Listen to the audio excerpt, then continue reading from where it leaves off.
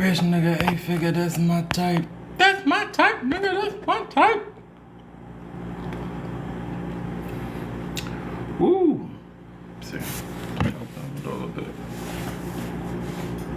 Nah. I'm not gonna do it.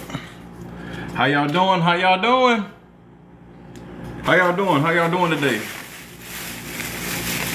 Says notifying people that I'm here. Come on in. Bring your arse. Bring your arses. How y'all doing? I know it's been a minute. Working? Sort of. I have been stuck in a hotel for the past 2 weeks, which is the reason why y'all have not seen me in 2 weeks, because I have not been home. This is actually week number 3.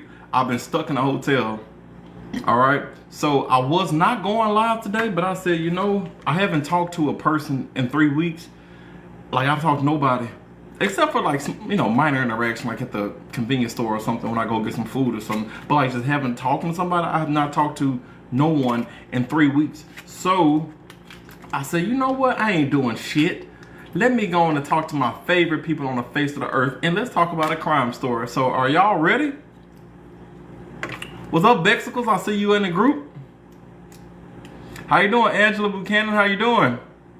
Y'all, today's story is going to be a different story. I know this is a different setup. I'm not at home right now, all right?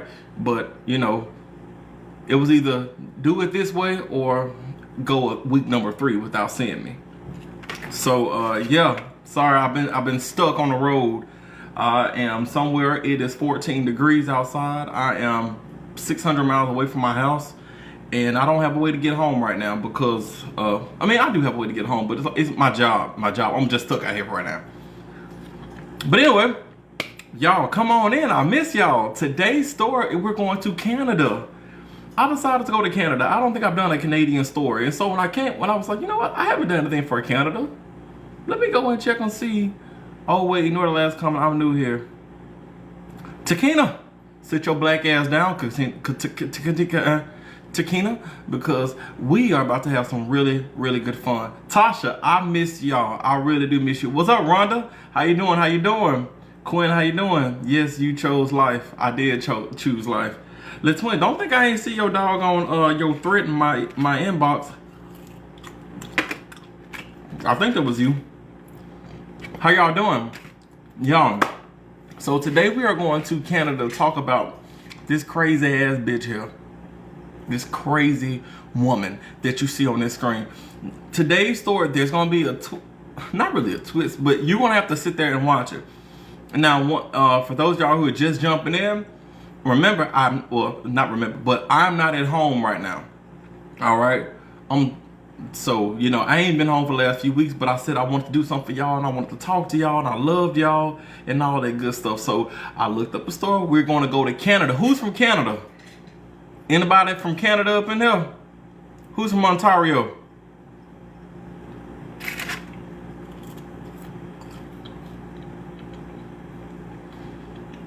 Sierra? Don't piss me off, Sierra.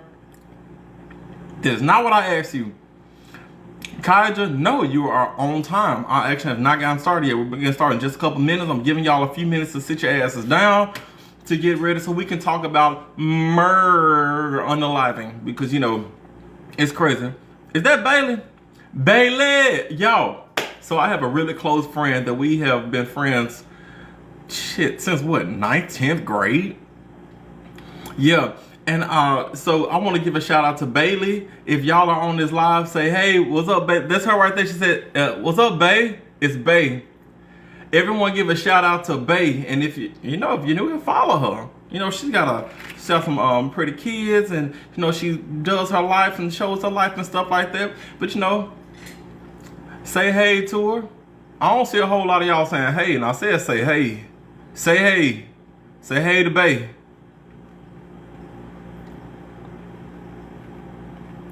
All right, there we go. That's what I'm talking about.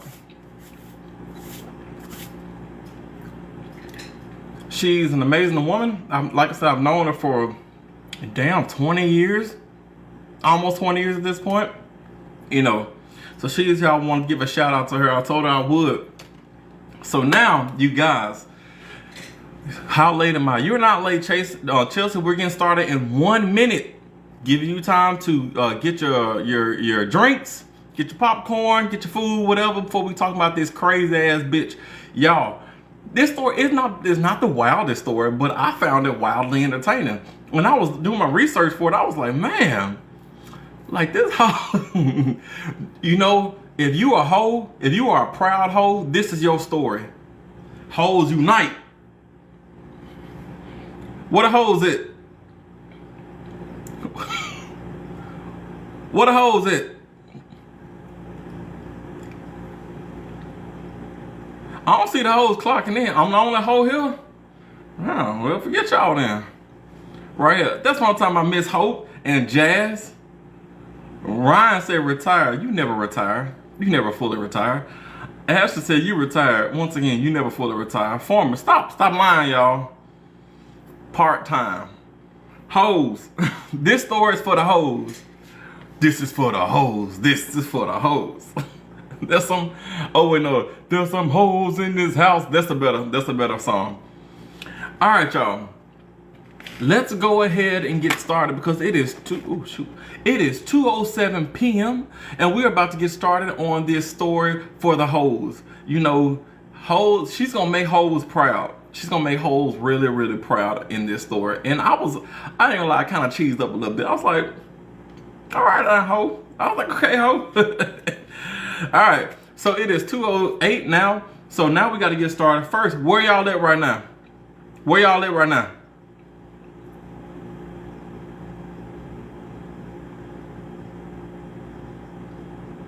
Wait, I'm an hour ahead?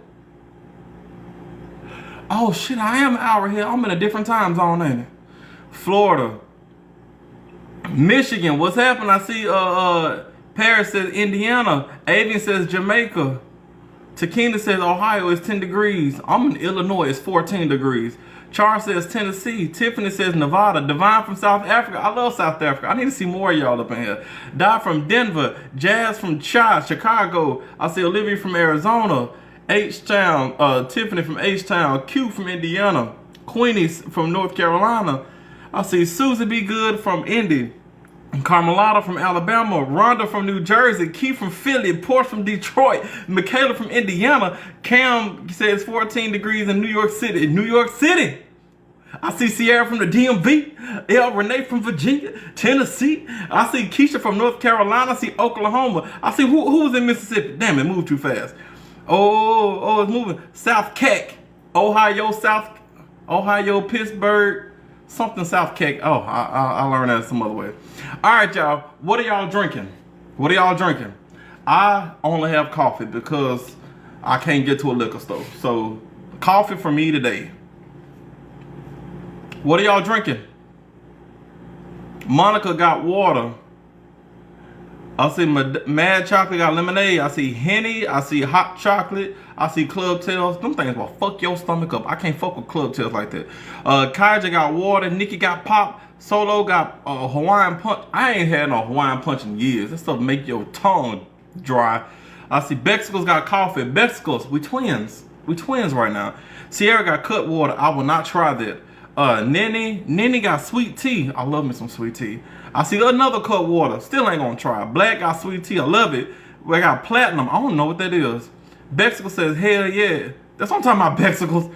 Paris says, Dr. Pepper on my way to the liquor store right now. You my people. You my motherfucking people. All right, Nikisha got green tea. We got cherry pops. AU. All right, y'all. It is 2:10, so it's time for us to get started. If this is your first time, my name is Trey, or I go by Ellen the Storyteller, because Ellen is my middle name. And I come here every Sunday, just about every Sunday. I've been out of town for the last few weeks. But I come here every Sunday, and we talk about a true crime case, and we dissect it, and we talk about it, and we find out some real, I ain't gonna say fun, but some interesting shit about murder. All right, so if this is your first time, sit your ass down because this is going to be very fun. All right, as you guys know, I do require at least 150 shares per story. We only got one story today, so I need at least 150 shares. We're at 11 right now. Let's get on that. Also, we need likes. We're at 14,500 likes, which is amazing. I ain't even got started. I love y'all for that. But y'all know I'm upping it up to 200,000. Because y'all did 100,000, that's pretty good. Y'all do that real quick. So we're gonna do 200. I'm gonna make it hurt. I'm gonna make it hurt. All right. Share, hurt, click the taps, and also the gifts that you guys share. Thank you. I ain't made no money these last few weeks. Give me some money. Give me money. And all right, without further ado, let's go ahead and get started. Who's from Canada? I don't think I asked it already. Who is anybody from Canada? From Canada? Anybody from Canada?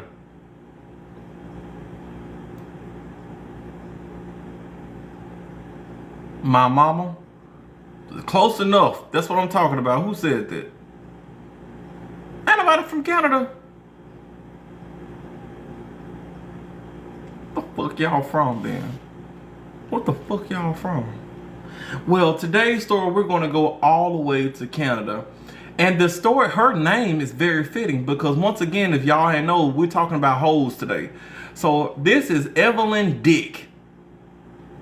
The best name for a hoe. Evelyn Dick. Has anyone heard of Evelyn Dick before? Has anyone heard of Dick? Anybody seen Dick? Anybody ever, was very close to Dick? If anyone looked up pictures of Dick before? No? Oh, okay. Well, today we're going to be talking about Dick, and it comes in the form of Evelyn Dick. So Evelyn, well, actually, before we talk about Evelyn, I got to jump back a little bit. Miss I'm just getting started. Sit down. All right. We got to go back to March 1945. Of course, we're in the way back in the day. It's a black and white picture. But let's go back to March of 1945, okay? There was these 5 kids. They was walking around doing whatever the hell kids did in 1945, all right? We had 5 kids. We had Faith and David Reed. So I'm assuming that they are brothers and sisters. Then we had Fred, Jim, and Bob Weaver. So I'm assuming those are brothers, okay? So 2 sets of siblings. If they're not related, this is the biggest coincidence on the face of the earth.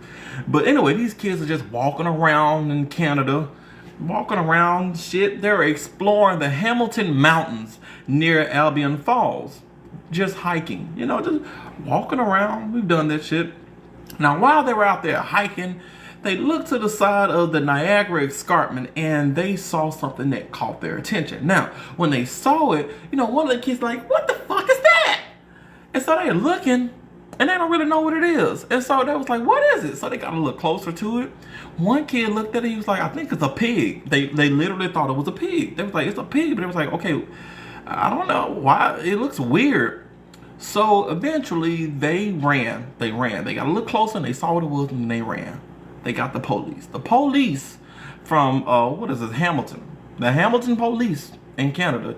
They brought their asses out there. They're looking around, doing this number here, and then they see it. They was like, oh, okay, I see the pig. They get down to the pig.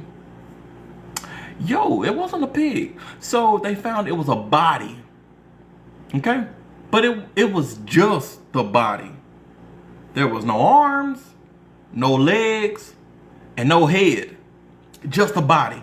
Okay? Gone. All right? And so let's get into what happened to lead to a body with no arms, legs, or a head, a torso being found by Niagara Falls or Albion Falls, all right? So now we got to jump back and start talking about the hoes. All right. Once again, representing all the hoes in the house. Let's go back to October 13th, 1920. So we're going some years back, okay? October the 13th of 1920. There was these Scottish immigrants, Donald and Alexandra McLean. They're from Scotland. They came over to America, Canada. Canada is still in America. It's just not the United States, okay? So they came over to America looking for a better life. They're in Canada now. And back in the day, you ain't have shit to do except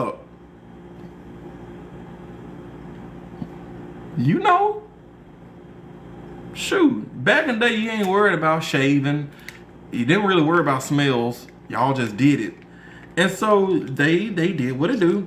And Alexandra, the mom, she soon came pregnant. All right, but the mom is not a hoe, okay? The mom was not a hoe. But you know, they say good parents birth hoes. Bow. Hoe number one. Now, Evelyn McLean was born in Bingsville, Ontario, to Donald and Alexandra McLean. Evelyn, okay?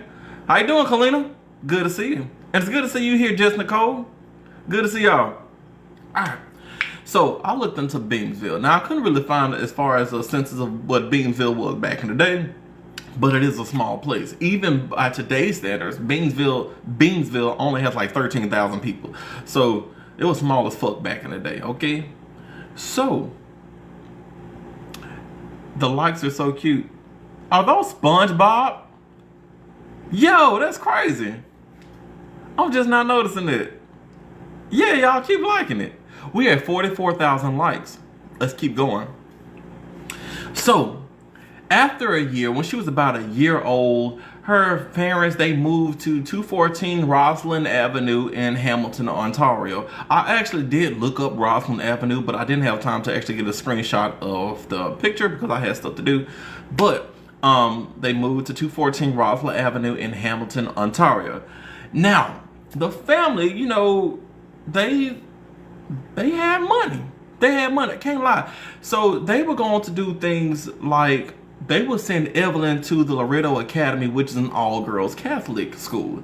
The father, which is Donald was an alcoholic, okay? I don't know, I can't speak for that. Me and alcohol do not have a problem. But Donald did. He was an alcoholic. And he worked as a streetcar conductor for the Hamilton Street Railway. So he was out there conducting streetcars, you know, stuff like that. And I actually looked into the Hamilton Street Railway. They started off as like a horse type deal. So it was like a train buggy with a horse at the front. But that wasn't what he did. It was actually kind of automated at that point. Well, you know, fire and coal and shit. Okay. Now, the dad did like to collect firearms. This is very important to note for the story. The dad did like to collect firearms. And he worked at the Hamilton Streetcar Railway. Now, he moved up to an office position. Okay?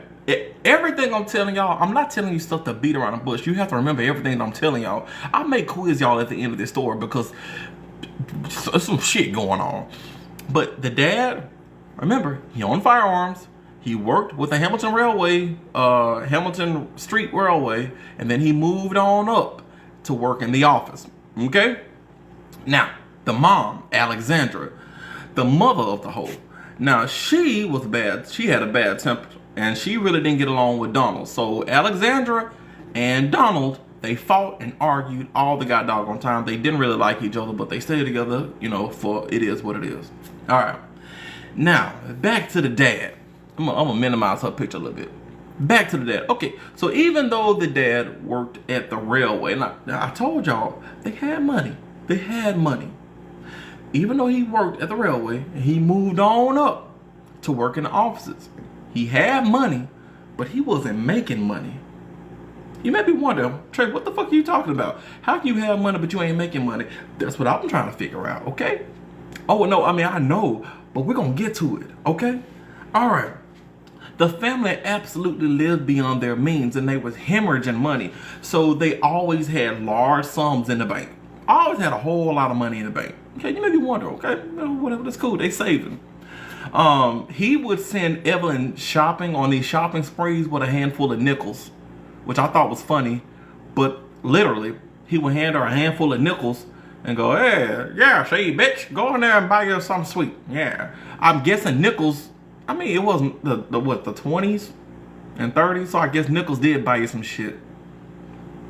Y'all know what Dolly Parton said? I wish I had a nickel. Alright. But yeah.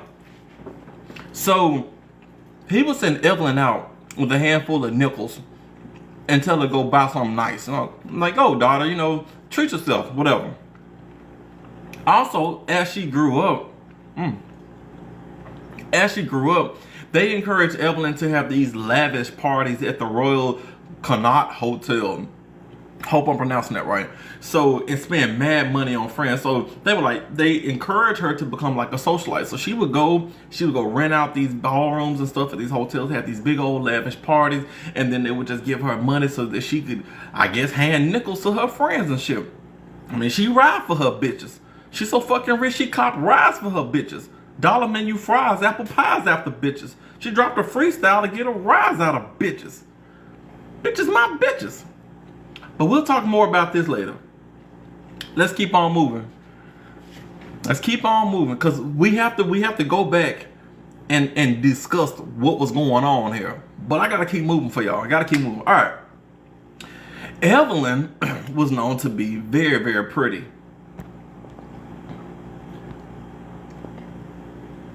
She's not ugly. But you know, back in the day, if you got your hair done, you were pretty. Excuse me. So, like, I'm gonna show you another picture I got of Evelyn, cause I don't want y'all to be looking at that tray. You got the worst picture of her. No, I didn't. So y'all wouldn't hit. Y'all see this bad bitch coming through like this. Wait.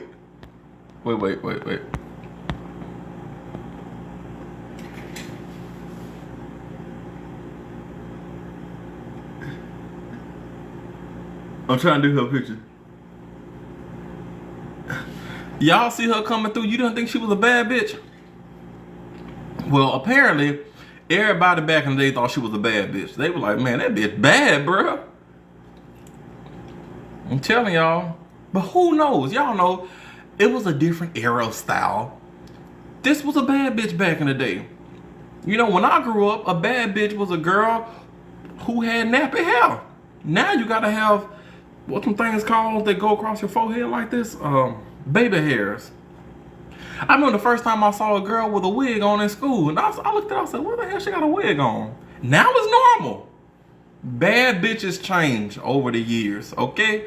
So, who am I to judge? Who am I to judge? She was a bad bitch. She was very, very pretty.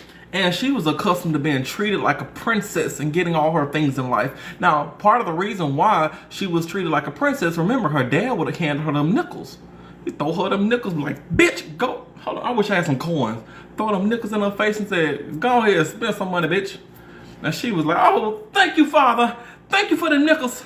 Picked up a dime, probably, woo! She probably went crazy for, you hand her $1? And you know what? We're going to get to this. Because, all right, so she got used to the finer things in life because of how her dad treated her, right? And how her mom and dad, they were spending money. They always had money. Even though the dad didn't make a whole lot of money, they always had money, okay? So she would do things like use her looks to get men to buy stuff for her. And her dad would encourage it sometimes. So she would flash her titties for ice cream. And show her ankles for some jewelry. Like, y'all, she was always doing some shit like that, okay? And word around town is the girl was a hoe. You know? She would always find wealthy men to fuel her lust and desires. She would go out of town to the racetracks, and everybody always saw her talking to old men. Now, keep in mind, y'all. Keep in mind, this picture right here, she's like 24. She's 24. I should have asked y'all how old y'all think she was in this picture. But she was 24. This crime happened when she was 24. Yes. And after she got done with everything, she disappeared. So there's no pictures of her when she got out of prison. She was 24. Yes. Okay. All right. So yeah. But once again, bad bitches. You know, bad bitches. Bad bitches run the world. So now, seeing how, you know, she was always around these old rich men, she figured out at a relatively young age that throwing coochie was profitable.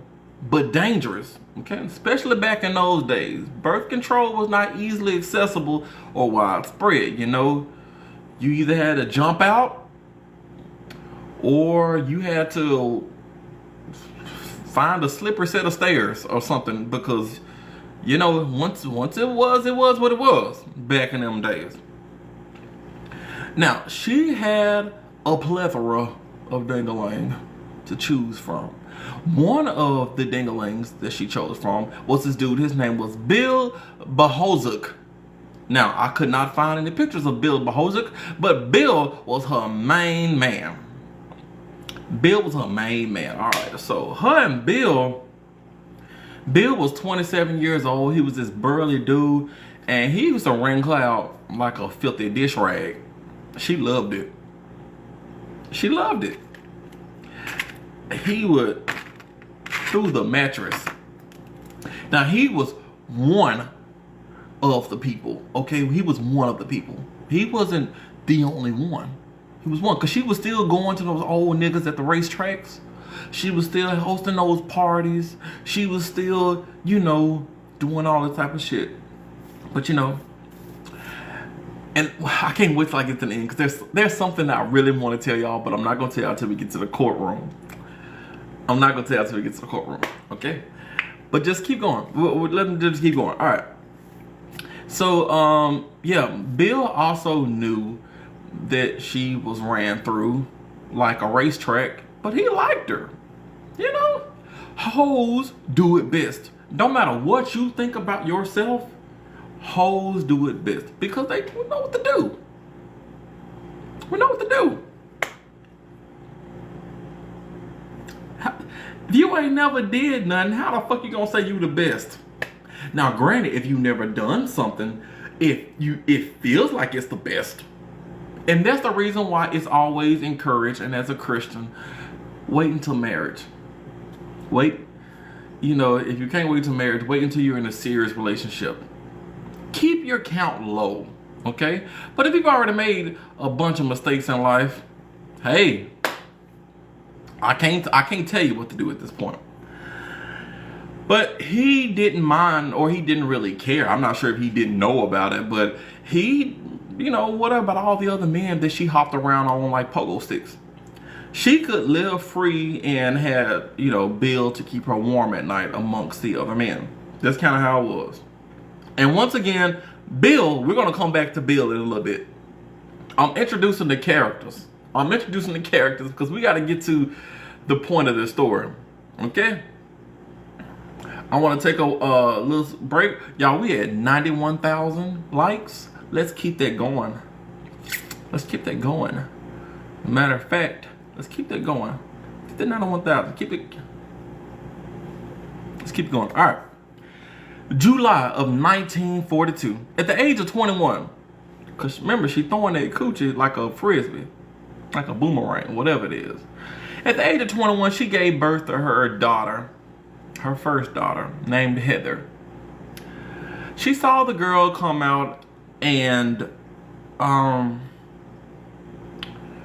she was mentally incapacitated. So she picked her up and said, "Ugh, fuck that bitch." And she said, "I don't want to take care of her." So the mom and the dad had to take care of her firstborn child, Heather, because Heather was mentally incapacitated. And she said, fuck them. She's like, literally, she said, I don't want to raise her. She said, I don't want her. I don't want her. She gave it to the mom, Alexandra and Donald. Okay? So, yeah, she gave it to them. Now, when they asked, they were like, okay, bitch, who's the daddy? She said, the daddy is this dude named Norman White. And they was like, okay, well, who's Norman? Where is he? Where does he work? Who is he? When they tried to follow up, she wouldn't give any other details. She was like, oh, Norman White. That's all you need to know, hoes. And whatever. So they was like, okay, they was taking care of the daughter. And then her and, she got pregnant again. She told him Norman White. Now, I don't know if Bill was the dad of the kids. It was never explained that Bill was the dad, but Bill is important in the story. But Bill was not the only one. That's the thing. He was not the only one. So we can't say that Bill was the dad. I don't even think he was the main one. Like, as far as her chiropractor, if you know what I'm saying. You know, get it cracking. But we had 100,000 likes. That's what I'm talking about. That's what I'm talking about. Y'all are amazing. You fucking amazing. 100,000 likes, 30 minutes in. We got at least another 30 minutes. So I better get them other 100,000 likes. Don't y'all play with me. All right. And we only had 66 shares. Thank you, Ray, for pointing that out to me. I'm going to get to a point in this story. And if we ain't got 150 story, I'm just going to stop until we get there. 150. Get the share. All right. But let's keep going. Let's keep going. All right. So then later on, very soon, her and Norman had hooked up again. She got pregnant again. This time she did give birth to a child, but the child was stillborn. So first child, mentally incapacitated. Second child didn't survive. All right. So, you know, but you know, hoes heal like Wolverine when it comes to money. So, you know, she got a coochie to sell. She got niggas to schmooze. What the fuck? She can't be worried about no babies.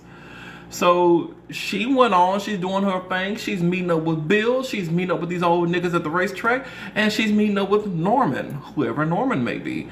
And guess what happens? She gets pregnant again. Keep in mind, y'all, we ain't even got to the main story. And the main story happens when she was 24 years old. So now she's had 3 kids.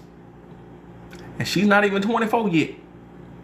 Nothing wrong with having 3 kids before 24 if you're married. But you know, you know, these were old day hoes. Old hoes, they didn't have all the access stuff we have now, so whatever. So now, we're in September of 1944. Her water broke for the 3rd time. You know, she's like, oh shit, another one? Damn. So she goes to the hospital. Now, her dad, Donald, he was tired of that whole bringing in illegitimate kids to the house. He chastised her for that shit. Even though she was claiming it was Norman's kid. You know, no one had ever seen, because no one really knew who he was. But he was tired. He was like, bitch, don't be bringing them all these bastards to my house. And she's like, Dad, shut the fuck up. I'm gonna do whatever I want to. I gotta throw this coochie. I gotta get these parties. I can't be held down by no kid. And so she went to the hospital and she gave birth to the kid. I'm going to assume that nobody came to the hospital because after she had the baby, she came home. We had 100 shares. Thank you, Renee. We had 100 shares. Y'all are amazing. We got 50 more to go. Keep it kicking. Y'all want to talk about the real stuff in this story? Y'all better keep it kicking. All right? So she comes back from the hospital. She walks through the door. She's like, la-di-da-di-da-di-da. And the mom and dad are there, Andrea and Donald there. They're looking at her and saying, bitch, what a baby at? And she goes, baby? What? Oh, the one I just pushed out my coochie? Well, I gave that thing up for adoption because I didn't want it. She went to the hospital, had a kid. Nobody saw the kid. All right? She gave birth and gave it up for adoption. Okay? So now she 3 for 3. That's triple homicide. This girl is, that's an expression, not homicide, but I'm just saying. 3 kids. All right? So yeah. Now, when asked why, that was like, why you get the baby up for adoption? And she said it's because her dad, Donald, didn't want no more bastards in the house. And honestly, I mean, can you blame him? This raised the question, do you want a thought daughter or a gay son? Which one would you choose? A gay son ain't gonna bring no kids home. I don't know. It just depends. So tell me what y'all think a cat.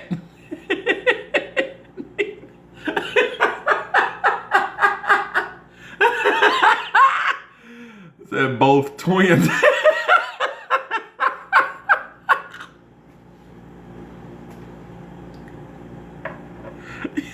Stupid. Y'all so stupid. I love y'all though. Alright. Okay. So in either case, yeah. Now eventually her and her mom had moved out because the mom had separated from the dad, Donald. Okay? Remember, the mom had an attitude, the dad was a drunk. Yeah, so they didn't get along. I told y'all that from the beginning of the story. So eventually, finally, at this point in life, the mom and dad separated. So the mom, this ain't the mom, but the mom, Evelyn, and Heather, the first child, the one who had mental, disabilities, they all moved to an apartment downtown. All right. Now, let's get into the summer of... Oh, wait, I got a picture of the dad. What a dad is. I'm so dumb. There go the daddy right there, y'all. There go the daddy. And that shit. She look kind of like Sabrina Carpenter from this angle. Alright, so I see it now. I see it.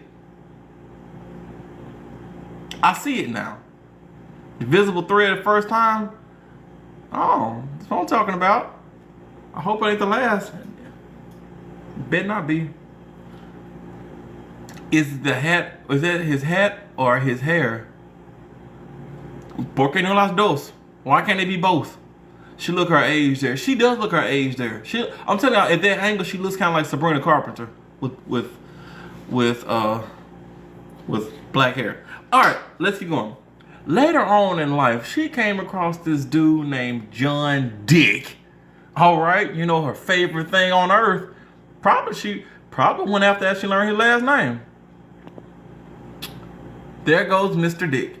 So John, Mr. Dick here, he came to her. He was a little older than her. When I say a little older, he was in his late 30s and she was in her early 20s. She was 24 and he was 39. He was 39 years old. Back in the day, that was a little more... I mean, honestly, today is kind of acceptable. I know several people. And granted, I don't condone it. But I can... Oh, let me stop talking. No, I'm still going to say... Yeah.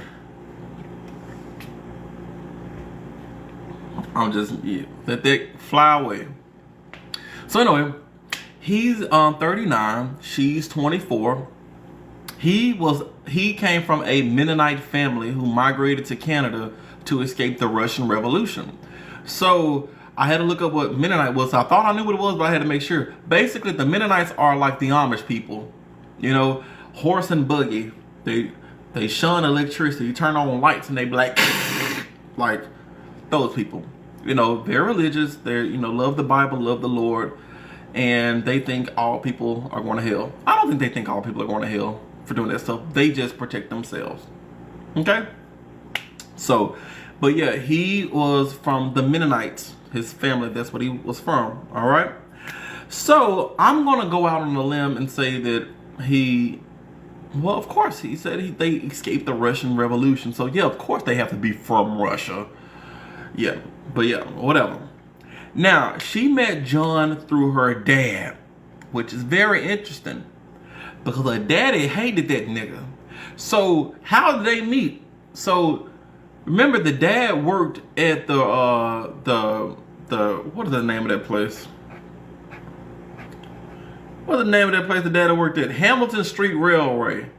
HSR. The dad worked at HSR. He started working at HSR. Okay? So, he comes to work, whatever, and of course she's going to go to her dad's job at least a handful of times because it's her dad. She shows up, she sees this tall, old drink of water. He's not old. Back in the day, he was old. That was like midlife at 39. Like, You were expected to go any day now. So, yeah. So she saw that old nigga. She said, I need to get in on that. And that's exactly what she decided to do. So, boop. Somebody's trying to call me. They immediately hit it off. Now, he started talking to her and flashing his money. He probably had a roll of nickels rolling up his arm like, yeah, I bet you ain't seen that many nickels at one time, ho. You know? Being a young woman, you know, groomed to enjoy shit that she couldn't afford, she liked it. She was like, oh, damn. That's what I'm talking about. You know, it is what it is. She told him that she was married before, which I thought was interesting. I said, why the hell would you tell people she was married? And then I found out why. But let me tell you this part first. Tony was married before, and that her husband was a Canadian naval officer named White, who died in the Second World War. Okay, remember White? Norman White? The guy that she said was the father of her children? So, when I got to this point in my initial research, I was trying to figure out, like, why would she say she was randomly married? Then I found out later on, because everybody started talking about her because she was so young, and everybody noticed that she was always with an old nigga. And then when she started getting pregnant, she just started telling people, oh, that's fine. It's my husband. What's his man's name? Norman. Norman's the father. He's my husband. And then she dip off with a 69-year-old man who probably gave her a couple dollars, you know. How much have you missed? Oh. Just sit down. Just sit down. You'll get the story. Just sit your ass down. All right. So, you know, he was like, oh, you're a widow. You know, I got a grieving widow kink. I like that shit. A woman that cries at a funeral be crying in my bed the next day. You know what I mean? And she was like, well, I have a kink for nickels. You throw out a quarter or two, I'll throw this thing in a circle.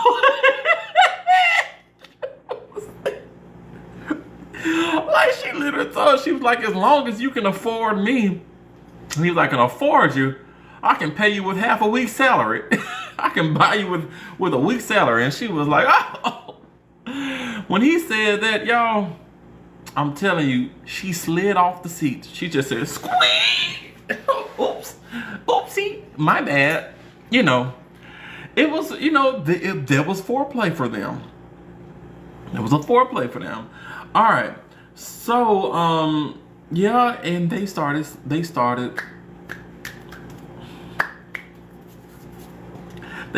doing the 1940s mumbo tango, you know. Yeah, I bet it smells so bad because hygiene was not what it is today. Gosh, I can just imagine the smell. He probably came in from a days where they didn't bathe every day. I don't think they did. Not back in the day. They thought it was like, oh man. So, remember, diamonds are a girl's best friend, and Evelyn slid off rubber chairs for jewelry. So she would ask him what he liked about her, and he was like, you're young, you know, just the right amount of danger. Not too young though, just the right amount of danger, right on the cusp. And he was like, what do you like about me?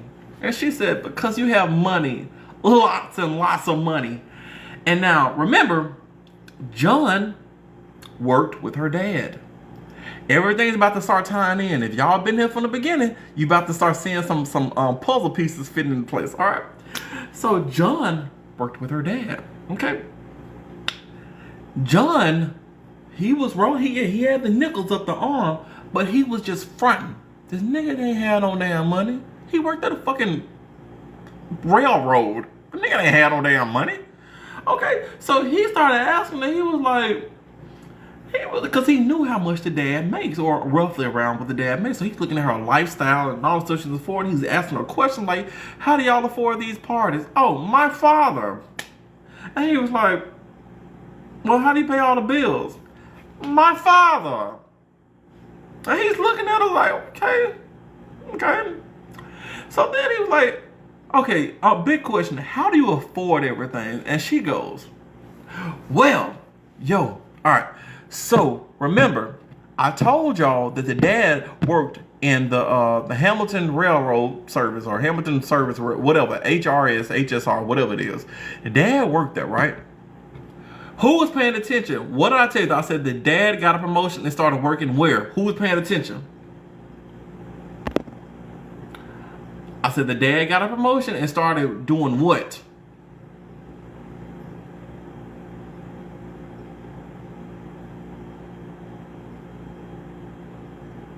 Ricky? Said you weren't here yet. Office. The dad got a promotion and he moved from the outside with all the poor people and he started working in the offices. Now, the offices gave him access to the revenue of the company.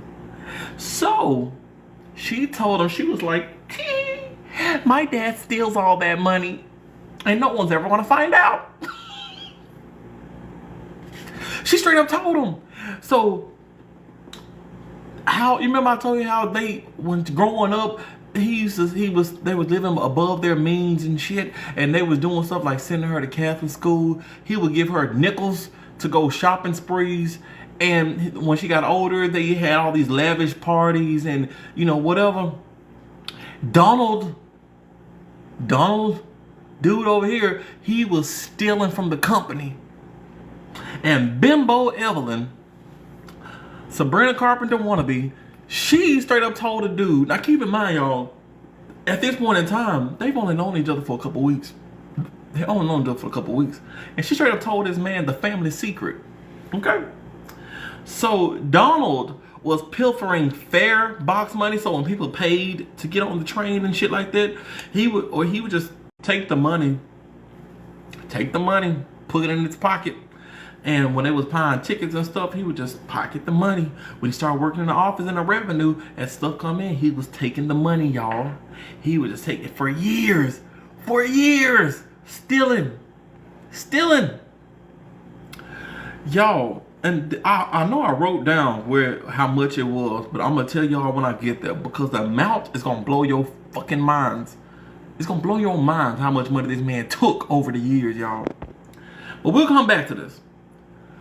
Within a couple of weeks, and I mean a couple of weeks, after they met, they were engaged. The mom, Angelina, or whatever her name is, the mom even came out and said that after they had moved to the apartment, she said 2 weeks later, the girl came in and said, Mom, I ain't no hoe no more. I got me a nigga. And mom was like, bitch, I ain't even met this man. Like, who the hell you engaged to in 2 weeks? Y'all, 2 weeks later. So, whatever. So, the mom and dad was pissed off. Alexandria, thank you, Chickachula. Thank you, Chickachula. I forgot her name. There's too many people in this. But yeah, the mom and dad, they did not like this nigga here. They was like, she's too young. Of course she throws the coochie around for furs, which, by the way, she had a lot of furs. They said she had so many fur coats that it was odd for someone in their economic status to have as much fur coats and jewelry. She had a lot of stuff that all them old niggas was buying her. I'm telling y'all, Harry Cooch will get you a lot of places. Okay? It'll get you a lot of places in life. So the mom and dad did not like this man right here. And it really didn't say why, but I think it was probably because of his age. Because she was only 24 and this nigga was pushing 40. Okay? But whatever. She said, I don't give a fuck, and she wanted to marry him because she was under the impression that he was going to take care of her because she thought he was also making money like her father. Even though she knew her father was stealing, she thought he had money. Remember, he rolled the nickels. I want to take a small pause and say thank you guys for all the likes. We're at 148 shares. Get it done. Now. Get it done. We're at 173,000 likes, which is freaking amazing. Let's keep it going. Is it a double story time? Does Dookie smell like roses? No. So I hope you guys enjoy the time that you do have with me today. All right. So let's keep it going.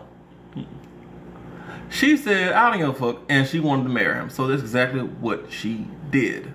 All right. October the 4th, 1945. Y'all, they've only known each other for a couple months. They met in the summer. October the 4th, 1945, at the age of 24, Evelyn married John Dick, a 39-year-old man. Okay? 24 and 39. 15-year difference. Isn't so bad when you're older, but because she was so young, that's a big jump. That's a big jump, okay? Now, Evelyn was in love with that man. I'm telling you, every night he would put a quarter on the counter. Steam. Drip, drip, drip. You understand me? Okay? That's all he had to do. All he had to do was give it that look and flip a quarter. And this girl was going wild. Going wild. That was until she figured out. Nigga, you broke. So, she finally put the piece together that this nigga ain't had no damn money. She's looking at his checks coming to the house like, how the hell you gonna take care of my shit? I need shoes every day. How you gonna take care of my stuff and you ain't even... Like, what's going on? And he was like, it's all I make, bitch. The second she found out that the man was poor, she said, fuck you, nigga. She deserted him. And y'all, 5 days after they got married, she said, fuck you. And guess who she went to? Take a wild guess who she went to. Take a wild guess.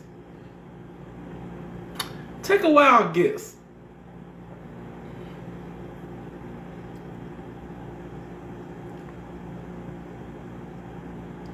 I see a couple of answers. Henry? I ain't said Henry one time in this damn store. Bill. Norman is a good guess. Remember, y'all, we don't know who Norman is. Okay? Norman, she said that the baby's fathers were Norman White. However, no one knows who Norman was. I believe that Norman was Bill, but it was never confirmed that Bill was the father of the children. Okay? Because she was messing with a lot of niggas. Okay? But she ended up going back to Bill. So after she left her husband after 5 days, she said, fuck you, you broke ass, bum ass nigga. I wrote it down what she said. She called that man a broke ass, bum ass nigga and went back to her old dick. Because new dick, he wasn't hitting it right. You know, whatever. So now John, he was a cuck. He was a simp. You know, he knew that his wife of 5 days was, you know, had been ridden more than a subway train station. He knew she was messing around with Bill. He still wanted her. Okay? So he knew she was throwing that meow across the city. Despite that, he wanted to work it out and convince her to move into a house with him. So he went to her. He found her after she had left and went to Bill's house. Well, she went to her dad's house, but she went back to Bill. You know, Bill was her man. She went to her dad's house. All right. So he went to her. And was like, look here, baby. I know Bill has been putting you through the cupboards. I want to try. Let's get a house together. We're married. You're my wife. And she was like, fine, I guess I'll do it. So they eventually went on and they got a house together. However, the house was only put in her name. His name was not on the house's deed. Okay? Under her name, not his name. Because she ain't no dumb hoe. You can't be a hoe and stupid. Can't be a stupid hoe. So when they got the house, while he was... While he was at work, she would get rode like a car every day. Niggas, y'all, I'm not making this up. I know y'all may think, oh, he may be exaggerating. No, I am not. We're gonna get to the end of this story, and I want to tell you so bad, but I can't. I don't want you. But I do want y'all to take a guess at how many people do y'all think that she had messed around with. Keep that in your mind. Keep it in your mind. Don't write nothing right now, but hold it in the back of your mind. Think, man, how many people this bitch been with? Keep that in the back of your mind. Okay, don't write it. Don't write it. Don't give me no ideas now. But think of a very realistic high number. Like if your mind, if you say, damn, that's a lot. Think of a very realistic high number, and then go way beyond that. You might be there, but we'll see. So anyway, after 3 months of getting married, he was tired of finding Bill stuff around the house and knowing that she was still jumping on Bill and shit. So they finally divorced. They broke up. He was like, you know what? Fuck you, hoe. And so this time he left because the house is in her name, and he went to stay with his cousin. Okay? Now, he broke up with her because she can't stop riding niggas like pogo sticks, and he went to his cousin's house. But remember, he's a cuck. The thought of her and old niggas did something to him. He wanted her back. He wanted her back. He loved that cheating, gold digging whore wife. So he kept trying to come back to, he kept trying to get her to come back to him and try again, but she was too busy with her other boyfriends. She was like, no, why have one nigga? You can have 5. Why have 5 niggas? You can have 9. I'll give away a nigga. You can have mine. Need a break from these niggas like it's halftime. Like, why? Why would I give that up? It's, you know, the thought process here. And he really wasn't cool with it. So this is what he did. John, went to her daddy. He came to dad. He walked up to the house, knocked on the door, and dad opened the door and said, what the fuck you want? He said, look here, you old bastard. I love your slut daughter. I love it. And I need you to help me get her right. He said he asked Donald to make Evelyn a respectable wife. She's not respectable. She's a whore. A harlot. I need you to help me rein that hoe in. Donald said, and I wrote down verbatim, get your punk ass out of my face with that weak shit, nigga. Not my fault you can't control your bitch. It's not my job to handle that hoe. Too bad, simp. Pretty much verbatim. Oh, y'all, we had 200. Y'all, we had 200,000 likes. Y'all are amazing. Y'all are amazing. That's what's happening in less than an hour. That's what I'm talking about. That's what I'm talking about. But y'all think I'm lying. I wrote it down exactly how I think he said it. Shit. But yeah, he's like, get your punk ass out of my face with that weak shit, nigga. He was like, you know, whatever. Of course, this is heavily translated. So now this pissed off John. So John was sitting there, he was mad. They was in there arguing and yelling. So John told him, yeah, you know what? You old ass nigga. He said, I know how you get your money. And Donald said, what the fuck you talking about? He said, yeah. That broad told me how y'all afford this shit. You stealing from your company. You help me get your daughter in check. Help me check that hoe, Mr. Dubois. Or I'm going to go and tell the company that you stealing from them. So then Donald also ain't no weak nigga. Donald here saying, yeah, see, nigga. You come back here, I'll do you in good. You hear? I'll have you sleeping with the fishes. Whatever he said. And so now, since he told the cook, let me put the cook back on him. He told the cook. Now the cook he's like, sleeping with the fishes. I'm gonna tell on you. So he went to the Hamilton Police Department and told the Hamilton Police Department that his father-in-law had threatened him. He was like, that man said some dirty things to me. Said terrible things to me. Now, as far as anything coming from him telling the police there, didn't see nothing. Now, let's move on to March the 9th, 1946. So, John was with his cousin. His cousin saw him, and John just got up and left. He just got up and left. So, you know, the cousins are sitting at the house, yada, yada, yada, yada. And then later on that day, John ain't come back. Next day, day after that, John ain't come back. So now the cousin's like, hey, where the fuck is John?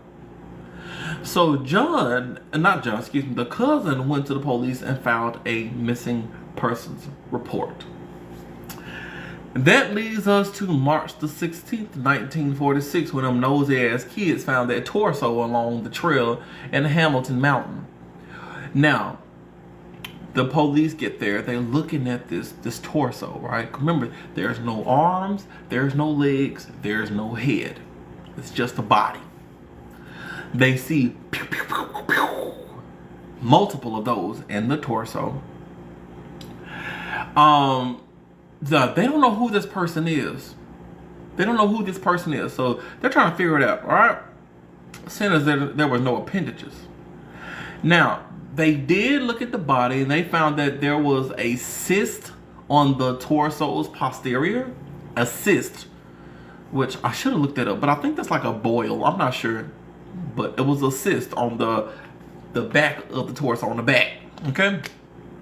Also, the torso had an undescended testicle.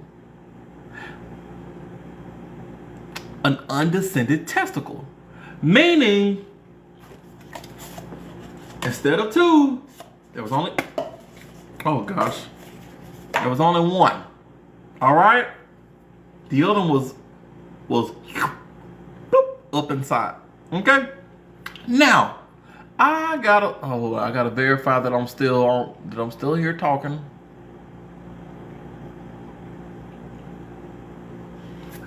So I got a little curious. I was like, damn, that's such a random thing to find. So I did a little Google search. I was like, okay, how often is an undescended testicle a thing? Because mine are there.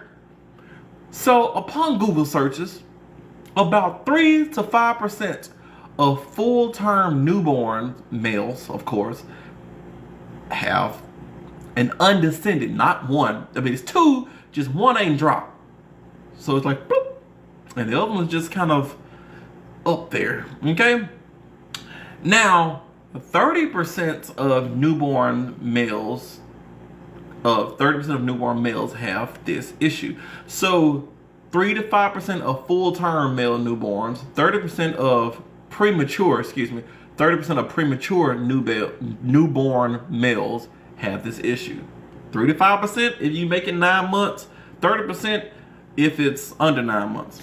Now, however, about 80% of the testicles bloop, bloop, on their own within the first 3 to 6 months. And about 99% of them go bloop, bloop at the year mark. Okay? Now, 1%, only about 1% of boys with this issue will have this issue after 1 year. He was the 1%. So look at him now. There was only one of them swinging. There was only one swinging. You might say, Trey, that's a little personal. That nigga dead. Okay? Everybody in this story is gone. Okay? Lighten up.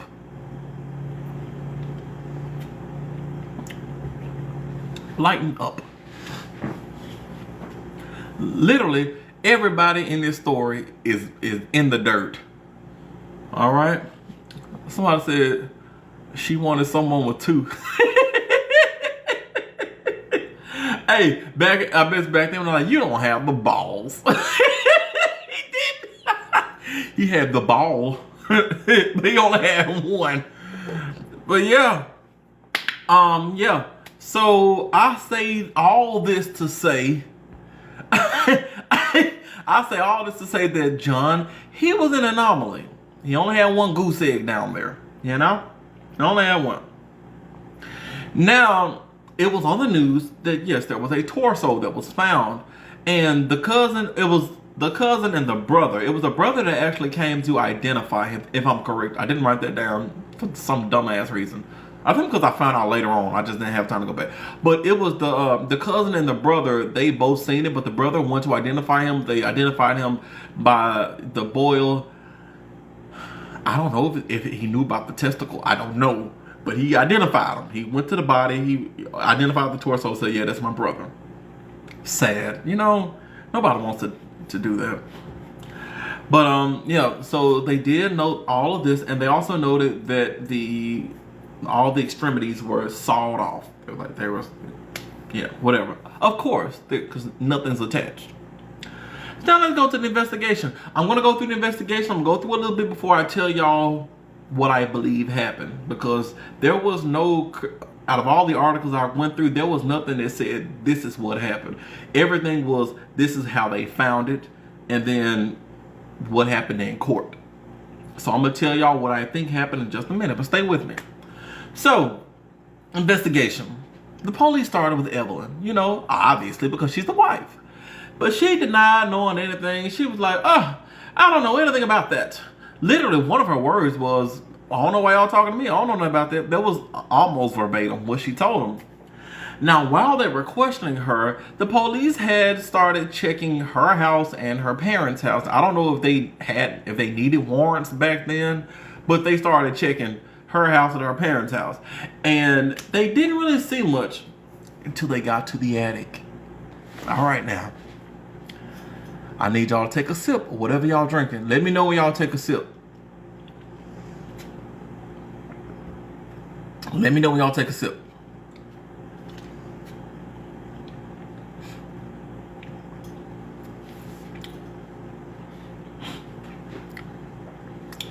I see people wondering, this is Evelyn. This is the main woman in the story. This is John. This is her husband or ex-husband in the story. All right. They get to the attic. You know, they're looking around the attic. They're looking here. They're looking there. They don't really see nothing until they came across this suitcase. They go to the suitcase and they pick up the suitcase. The suitcase heavy as hell. I'm not trying to figure out why the suitcase so damn heavy. Okay. They opened the suitcase and they found human remains encased in concrete. Now, yeah, encased in concrete. I know what y'all are thinking. I know what y'all are thinking. Y'all are thinking, oh man, must be the head or one of his body parts or something. No. Wrong. Wrong. Wrong. They opened the suitcase. They found the mummified body of a baby. They weren't even checking for no babies. They like, what the fuck is this? A mummified body of a baby in concrete. So, remember when she came home from the hospital and they were like, what a damn baby at? And she was like, oh, I gave him to the adoption agency or whatever. No. She put the baby in a suitcase, filled it with concrete, and kept the baby in the attic for years. Well, at least a couple of years, because she was like 22 when she had the baby. Like, y'all, if you're going to do something, why not you get rid of it? Put it in the trash can. No, don't let me. TikTok may say, oh, you're promoting violence. No, I'm not. Shut the fuck up. I'm like, that's crazy. Technically, she was babysitting. Oh, Himiko. Himiko ni hori shiro. I'm not going to hell with y'all. But yeah, So that was the third child when she was like, whoopsie, I gave it up for adoption. She didn't. She gave it back to the Lord is what she did. It was very crazy. It was confirmed later that it was Peter, the third child, that she never came back from the hospital with. Crazy shit. Oma Delta. Hello from Nigeria. Hey, I want to go to Nigeria. I want to see y'all. I want to see y'all. I want to meet y'all. What she said. You ain't no diva. All right, back to the story. So now the police were also searching the mom and dad's house, right? I'm not about to read no of these. The police are also searching the mom and dad's house, right? Now, I'm not sure exactly which house that they found this part at, but somewhere between her house and her mom's house and her dad's house, wherever she was at, they also found, they went to the backyard and they found human remains in the backyard, charred, like bone. It was bits of bone and just a little bit of flesh, charred. Okay. They also found bits of clothing of the HSR uniform, the Hamilton Service Railroad, whatever uniform. Yo, they found it inside Hollywood. Hold on, I hate lies, but I love this one. Hollywood, not. This your first time with me. We do this every week. If you hate lies, you're gonna love me. Bring your ass back next week when I show back up now. But anyway, they found clothes and hit that follow button, by the way. So they found clothes that were burnt up in the fireplace or it's whatever, and they just threw it in the backyard. I guess it was like a rubble pile back there. They just threw all that shit back there. So the police was like, you know what? There's a whole lot of fucking evidence, bitch. So they arrested her. They arrested the mama. They arrested the dad, and then they found Bill ass and they arrested him. Okay, they arrested 4 people. 4 people they arrested. All right. Now, before we get into the charges in the court, I gotta tell y'all what I believe happened, all right? Here's what I'm pretty sure happened. Of course, John was upset with his harlot that he married. He said, bitch, you only wanted me because of my money? And she was like, nigga, you only got me because I thought you had money. And of course, both of them were skeezers. Neither one of them needed to get married, okay? Neither one. So he tried to get her to act right, but other men were giving her some of that act right, if you know what I mean. So he went to talk to the dad. You know, he burned his bridge with the dad. You know, it's like, fuck y'all. After he left and went to his cousin's house, he most likely was still trying to contact her, and she formulated a plan to get rid of him because she was tired of that nigga. She was tired of him, especially the dad, because the dad felt that if he exposed him, let me go to the dad's picture here. This is her and her dad.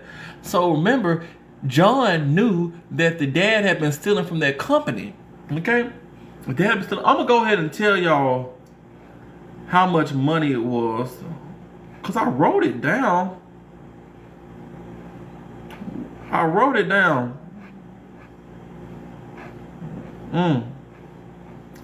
He had stole over $200,000 from his company. I need y'all to understand that number in the year 40 shit? What fucking year is this? 1946?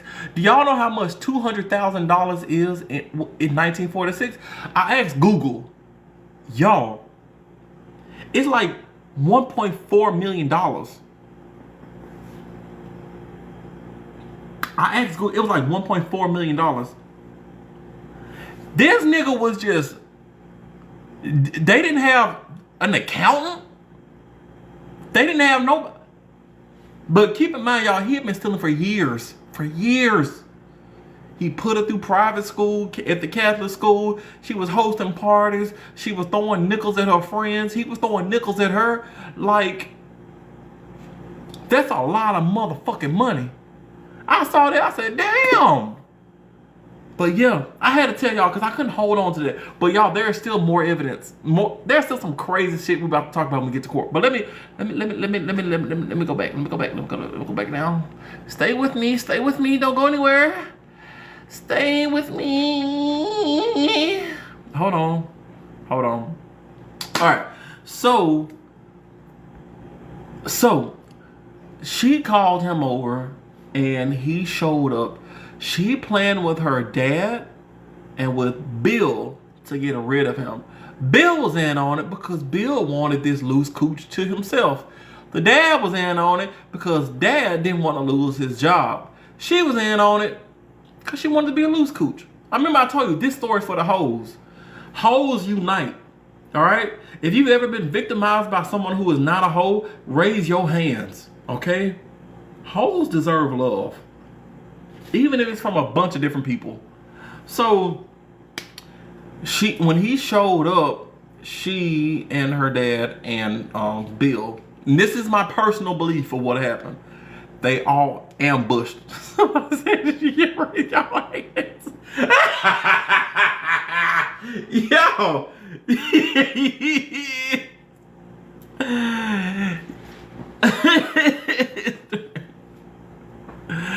280 million Nigerian naira as of today. Yo, that was crazy. That's a lot of money. I was victimized by a hoe. The twins, I'm gonna save that for later. But anyway, so they had ambushed him. The dad pulled out his pew-pews, pow, pow, pow, pow, pow, lit him up. The dad also owned a sharp butcher's knife. This is known, this is learned in court. They chopped the man up. They disposed of his head, his legs, and his arms. Then they got the body, they took it to either a river or near the Niagara Falls, wherever they found it up in the mountains, in the Hamilton Mountains, and they threw the body up in them. Once again, there was no documentation that showed exactly like the order of events. So I'm giving you guys the most logical order of events. Okay? Could I be wrong? Slightly, maybe. Most likely I'm not. Because what we do know is he left his cousin's house and was never seen. Okay? All right. So after they discarded the body, I believe that she and Bill hunched while the daddy watched. That's just my personal belief. All right? Hoes gonna be hoes. So you can't blame Tammy.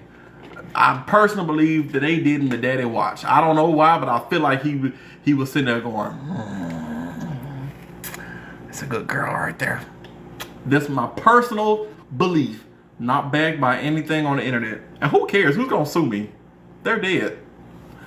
So anyway, now let's get to the charges. So everybody was charged with murdering the Dick, with the unaliving of Dick. Everybody was charged. Evelyn and Bill was charged with infanticide for the baby, which is interesting when it comes to the baby. And Donald, the dad, was charged also charged for theft for robbing his job. All right. Now let's talk about court for a little bit. Y'all know I don't really like court, but there's a little bit of good information here. And y'all, what I'm about to tell y'all they learned in court is gonna blow your minds. Remember,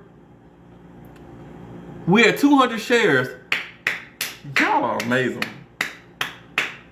Y'all are fucking amazing. I love y'all. Y'all don't really get how much I love y'all. I really appreciate and I love you guys so much. That is a lot of shares from one live. It's only been an hour and a half. And we had 260,000 likes. Damn, y'all are...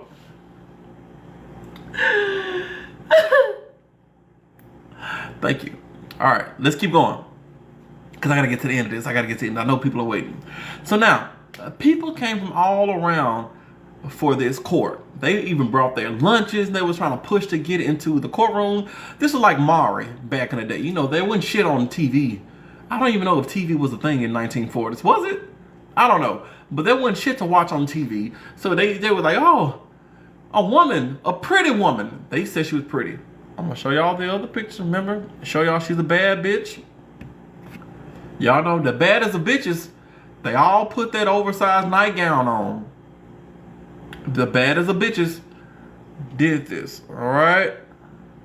This was a bad bitch. This was a bad bitch. All right. Back in the 40s, she could have pulled your granddaddy. Stop playing with her. Y'all know nothing about fat cat Evelyn. You got dog it. But Evelyn appeared before the jury. She was seen as this attractive, guileless, naive woman incapable of committing such crimes. They was like, oh, a woman committing a crime, that's a man's job. Women can't do that shit. So shut the fuck up. She's innocent. She's free. She shouldn't be in here. That's what they were literally piping it up. Everybody was looking at it like, oh my gosh, she's so pretty. She can't do that. And it was noted that Evelyn didn't even act like a woman on trial. She yawned. Hold on, let me see if I got another picture. Another picture of this hoe. So I'm telling y'all, bad bitches with the fur on. She came to court in the fur. She was yawning. They handed her papers and she was like drawing sketches on paper. You know, she acted like a dumb. She was like, oh, me? I don't know anything about that. I couldn't do that with my weak fingers. That's what she was doing in court. She would say things like, while she was in her jail cell and stuff, she would say things like, oh, I get salmon salads, everything I like, while she was in prison. While she was in prison, they was giving her salmon salad. What prison give a bitch salmon salad? You know the last time I had salmon salad? It's been a minute because I have to pay for it. And I ain't buying that shit. It's too much.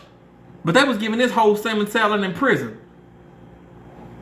She would ask for magazines.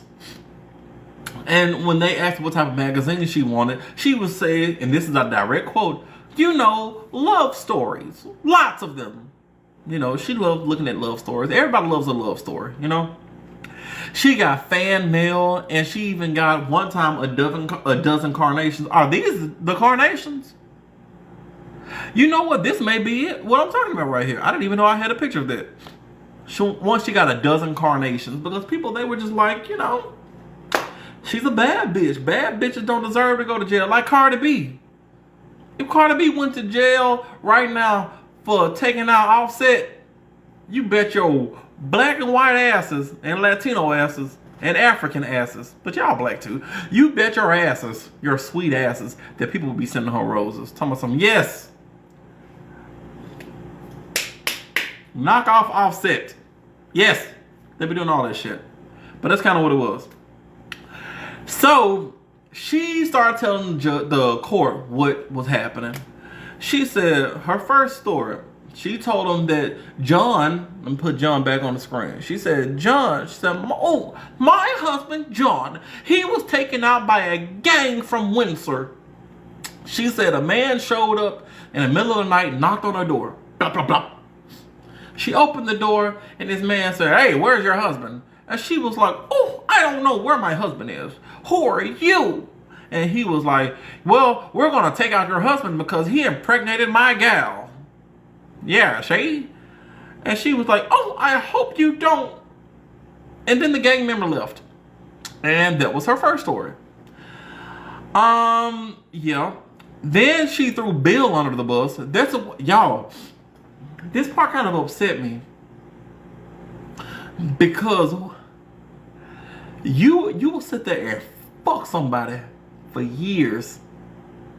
Good relationship with them. They probably do a whole lot of shit for you. And the second the court gets involved, you want to throw them under the bus? Now, granted, I'm going to sing like a songbird, but I ain't going to do shit to get myself in jail. All right, if it's illegal, trace steps back. Okay? Because if I go to, you don't ever want me to go to prison. You better try to find a way to stop me. Because if I go to, if it's up to me to confess, oh, your ass is out of there. Your ass is grass, buddy. Okay? But to fuck somebody and love somebody, to have a man do you through the mattress or do somebody through the mattress, And then to go to court and then just blame them when you know you had something to do with it. Ooh, if I ever have to go down and somebody throw me under the bus, you better hope I never get out. I'm gonna find your ass. I'm gonna find you. But let me get back to the story. But she threw Bill under the bus. I would never tell her my best eater. What the fuck?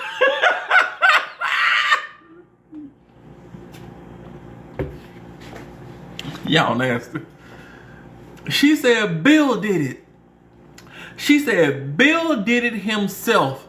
But she said the reason why Bill did it was because her dad, and she threw her dad under the bus. She said her dad was mad at John. And the dad started badgering Bill to take John out. Even paid Bill $300 to $400 and lent him the pew, pew, pew, pew, okay? Because he hated John's guts. That's what she said. She threw her daddy and she threw Bill under the bus. Both of them. If I was the daddy, stump that hoe. Cause why the hell? But anyway, she also admitted in some version of the story that she drove the car and then helped dispose of the body. So she gave I think it was like 4 or 5 different versions of the story. So I didn't tell you all the versions, but some version she said she was driving. Some version she said, she ain't know nothing. Some version she said Bill did it. Some version she said a gangster did it. So whatever.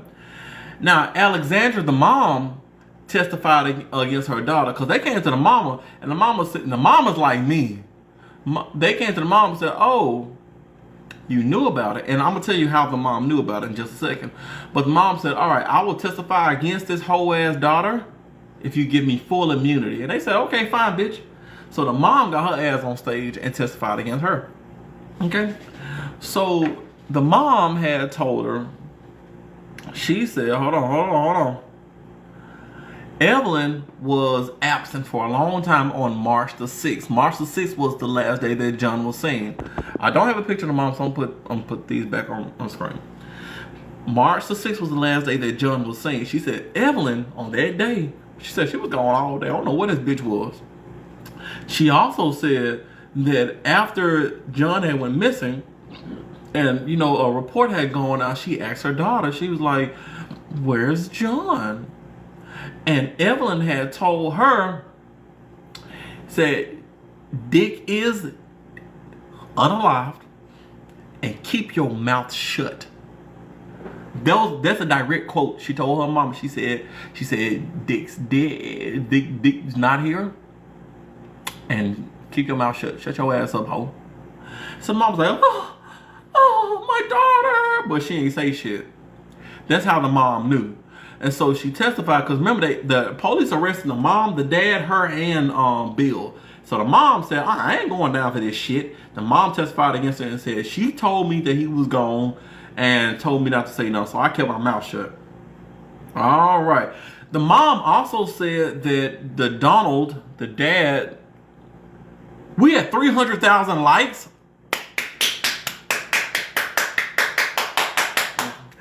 Let me flash my nips. I would do a quick, but I don't know. Y'all know TikTok is a little crazy. So just imagine my nipples right here. Let's get back to the story. And we had 211 shares. Y'all are fucking amazing. I love y'all. I love y'all. I love y'all. All right. So the mom had also told the court that her ex, or because I think they were still married, they just were separated, but she said Donald owned and he had a large butcher's knife, which would coincide with the pew pew pew on the torso and the body being separated. And it was revealed that, oh, all right, this is the part I've been waiting to tell y'all this whole story. This is the part I've been waiting to get to this whole goddamn story, y'all. It was revealed when I told y'all this story for the hoes. It's for the hoes. This girl right here, she's transcended harlots. She's transcended salty wenches and skeezers and floozies. She's transcended all of that shit. She has now reached the upper echelon of super hoes. Okay? Only a few of the elite hoes get to this point. You talking Pinky, you talking Gemma Jameson, you talking, damn, those are the only two I know of. But you know, she's in the, oh, this Daisy Blue girl, Daisy Blue, what her name is, I can't think of her name, the one that was in UK, Bonnie Blue, that's her name. So she's reached that level of hoery. All right. They found out that she used to keep a little black book of all of her encounters. Now, granted, I can't say shit about it because everybody keeps a mental black book. You know who you smushed at some point in the past. You know, I used to write it down. I ain't gonna lie. But I got to the point, I felt like a super slut. I said, you know what, God don't want me looking at this. So I deleted my list. I had that list in my phone for years. Years. Okay? But the Lord said, Trey, you will not see the kingdom of heaven if you dwell on the past. So I had to let it go. All right? She had a little black book. Okay? She delivered. And so she used to write down a list of all the peen that she's seen. And that she's, you know, whatever. Her list of peen included many men, most of which was much wealthier than John. Okay? More wealthier than John. One of the men that was in this book was actually the judge's son. Was she trying to do this after she got caught? Or was it just by random coincidence? Was it a coincidence? Or was she trying to get the son to the judge's son was on that list. I mean, that list was longer than the Epstein list. Do y'all understand me? So, take a guess at how many. Now, granted, it's not Bunny Blue level. It's not Bunny Blue level, okay? But I want y'all, now is the time to type in, lock in your guesses. Remember, think of, in your mind, think of a very logically, in your head, say, okay, that's a lot of people. And then add a little bit, add more to it. I see some really close guesses. Damn, I said logically a lot. What do y'all think a lot is? Oh, I saw the correct answer. Oh, I'm not gonna tell y'all. All right, I seen the correct answer a couple times.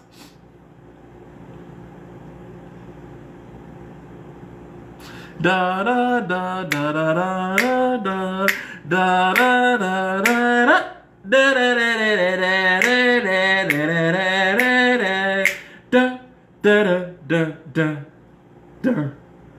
da. All right. The tally. They went through her little black book. And they started counting up all the niggas, including the judge's son.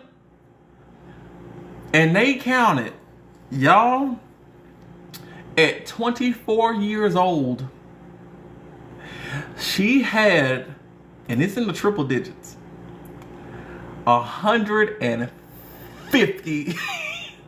She's had 150 different peens. 150. Now look, remember, this is not shaming the hoes. Hoes unite. All right, hoes gotta stick together. But no matter if hoeing for you is 10 people or hoeing for you is 1,000 people, 150 is a lot of people. You know, I don't think I met 150 people in my entire year of driving trucks. I have no idea. I don't think I've encountered 150 people physically in my entire year. Okay? That is a lot of people. That is a lot of people. Was STDs a thing back then? You bet your black ass, Tanya, it was. But did she have them? I don't know. I don't know. I don't know. So, like I said, this is not to shame the sluts and the whores and the harlots, okay? If you're a slut and a whore and a harlot, this is not to shame you. I, too, have been a slut and a whore and a harlot, okay? It's been rough. But we're not talking about y'all. We're talking about this slut, this whore, this harlot. And, yeah, it was a lot.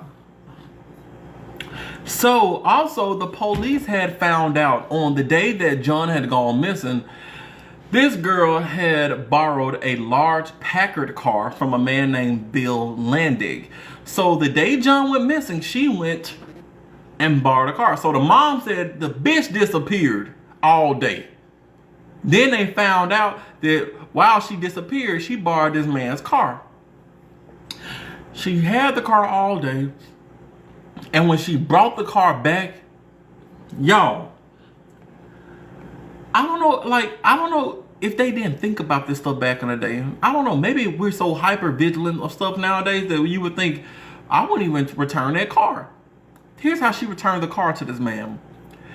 The front seat was covered. I want you to understand the word covered in red bodily fluids. Soaked in red bodily fluids, okay? The seat covers were missing. They ripped the seat covers off and there were still red bodily fluids all inside the car. There was also clothing covered in red bodily fluids in the back seat. She just left it. The bitch didn't even bother to take it to Mr. Clean. Why would you do that? Like, you thought nobody would notice? Did you really think nobody would notice? Like, the clothes were just covered in red bottle fluid, just sitting in the back seat. Not even in a trash bag. The front seat was covered in red bottle fluid. So, yeah, she was like, well, here you go. And, whatever. So, after going through all the evidence, guess what she was sentenced to? Guess what she was found? Guess what? Take a guess. Take a guess. Take a guess. I want y'all to tell me.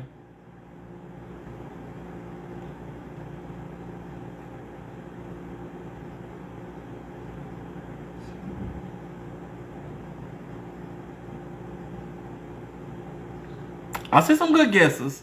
Everybody's wrong. Everybody's wrong. But it's still gonna make you mad because I'm gonna tell you why. They found her guilty, okay? They gave her the end it all sentence. They said, bitch, we gotta get your ass up out of here. She was set to be ended by hanging. They were gonna put a rope around her neck. Alright? The judge said that she was set to solitary confinement until the seventh day of January, when you shall be taken to the place of execution and there hanged by the neck until dead. Alright? That's what the judge said. But now, keep it. You're gonna get mad. You're about to get mad. Stay with me. Because I know you're sitting there thinking, oh, well, that's great. Stay with me. You're about to get mad. Her dad, Donald. Let me put Donald back on the screen. So Donald was found guilty of being an accessory to unaliving. And he was sentenced to only 5 years in prison. And he got 5 more years for theft because he was stealing from his company. He stole equivalent of like $1.4 million and only got 10 years total Oh, he stole the equivalent of $1.4 million, and he helped take somebody out and only got 10 years in prison. Okay? Bill was cleared of all charges.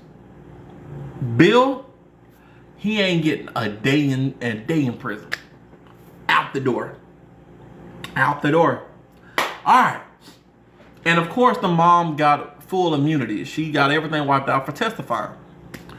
So now, I told you, she got sentenced to rope around the neck. But I'm about to make you mad. Because she didn't want to be choked unless it was in bed. And so she got a new lawyer. This lawyer's name was J.J. Robinette. Now, J.J. was born in Toronto.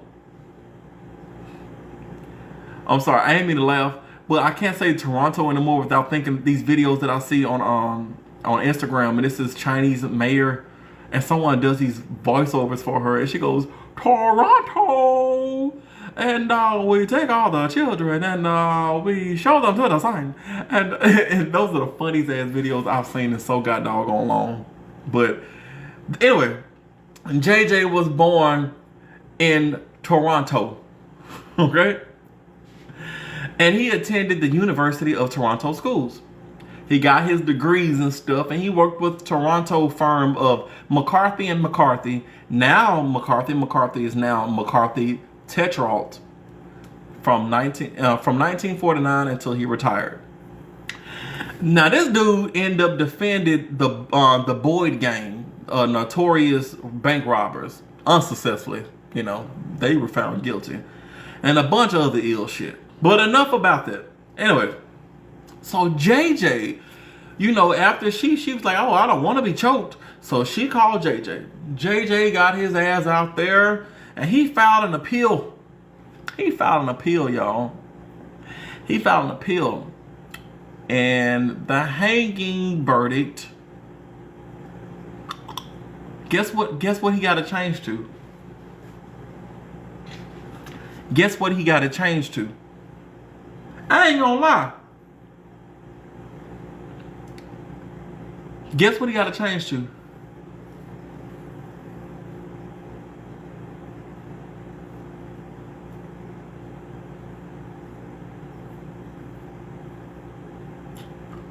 All of y'all are wrong. Y'all, he got her acquitted. She had to serve no time. Out the door. Out the door. I don't know what the hell JJ, I don't know what he was on.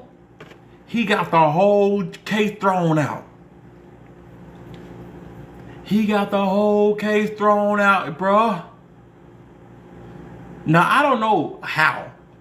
Some people saying temporary. I didn't see that nowhere. I heard he got it overturned. He got the appeal approved, overturned, and then he got everything acquitted. Now, she didn't get off scot-free entirely. Guess what else she had to go to court for? Guess what else she had to go to court for?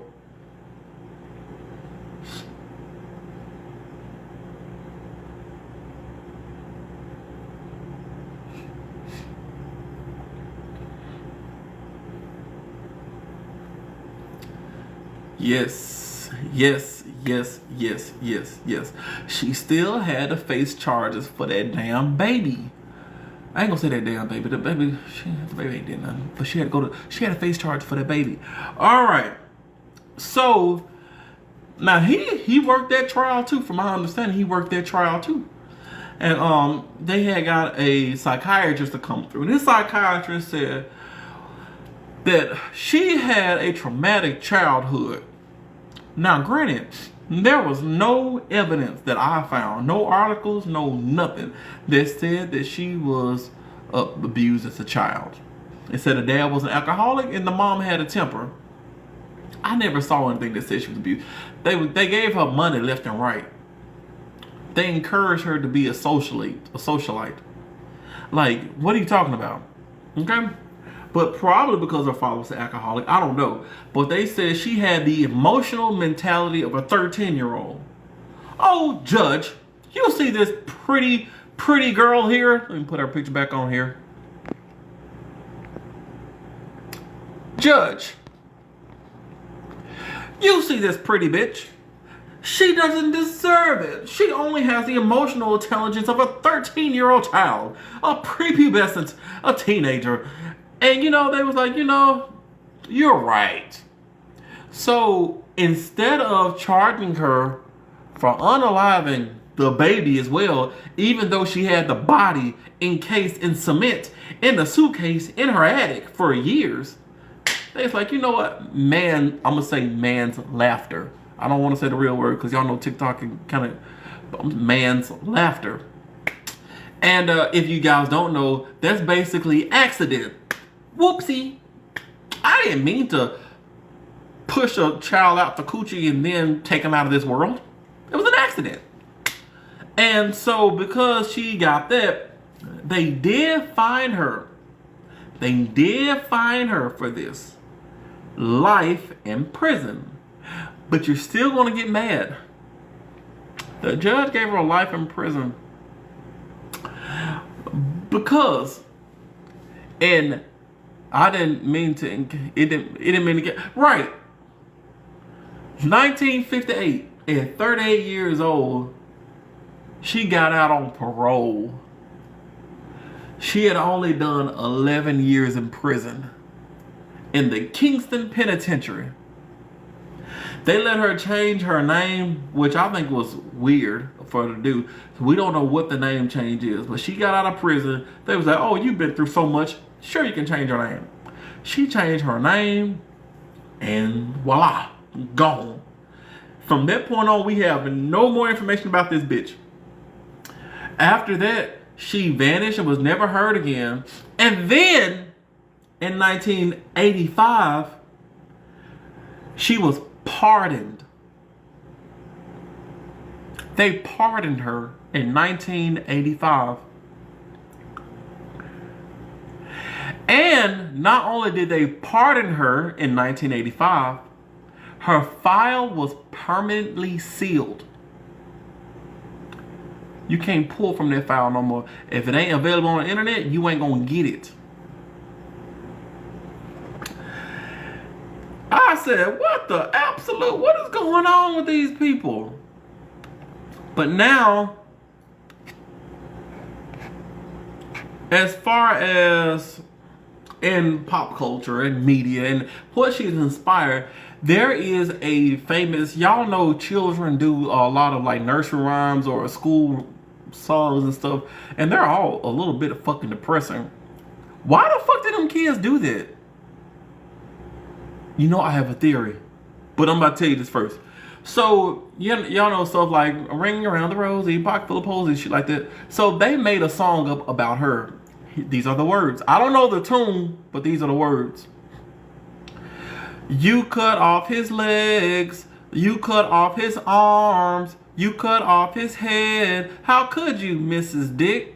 How could you, Mrs. Dick? Why the fuck are them kids singing that shit? Why are them kids singing that shit? You know, I'm having a theory right now that I'm coming up with. That's like kids nowadays singing like Lil Vaughn and all this rap music, because all they be talking about is you know, killing people. But those nursery rhymes back then, they did it. It was like geared to children. At least if children hear songs nowadays, it wasn't meant for children to hear. Okay, it's meant for the adults. Children just gonna see it. Lil Vaughn, I don't know his name. I don't know the dude's name. But like back then, these songs were meant for children. Like, you know that like I said, Ring Around the Road, and then there was something like rock-a-bye baby on the treetop. When the wind blows, the cradle will rock. When the bough breaks, the cradle will fall down. Well, come baby, cradle and all. Like, that shit is. Why would you sing that? And it was about some kid falling out of a tree or some shit. Like, damn. That was the equivalent of them going, you know, Nook if you book or some shit. I don't know. Nursing around true stories. They don't need to be. It's weird. Weird bunch of bitches. The fuck? Lizzie Borden. Yeah, Lizzie Borden had an ex, gave her father 20 whacks, 40 whacks. When she saw what she had done, she gave her mother 41, something like that. I was like, what the fuck? Why would you want to sing that shit? That's like if I stood up and said, oh, I ain't gonna lie, I do. Because I listen to Lil Wayne. Lil Wayne, ain't gonna lie, he go hard though. But what if Lil Wayne's verse on alright, so he get, if you mouth off, I'll blow your face off. I mean, pop, pop, pop, then I take off. You know, got two hoes with me, messed up, they got smaller guns. I ain't worried about your son and daughter rooms. What if that was like for kids? Like, got two hoes with me, messed up, they got smaller guns. I ain't thinking about your son and daughter's rooms. You're like, if you mouth off, I blow your face off. I mean, pop, pop, pop, and I take off. Whee! Like, that would be so fucking weird. Don't you agree? So why the fuck? Or, that's like us making a nursery rhyme about 9/11. The plane came, the plane landed on the side of a building. Boom, the building fell. Like, what the fuck? Why would you sing about that weird shit? So, I don't know. A bunch of weird people back in the day. You know? There's a bunch of weird people back in the day. So, you know, I guess. Anyway, that is the story of the mother of all hoes. You know what? Next week, I think I want to look into the father of hoes and see. We're going to have a hoe off.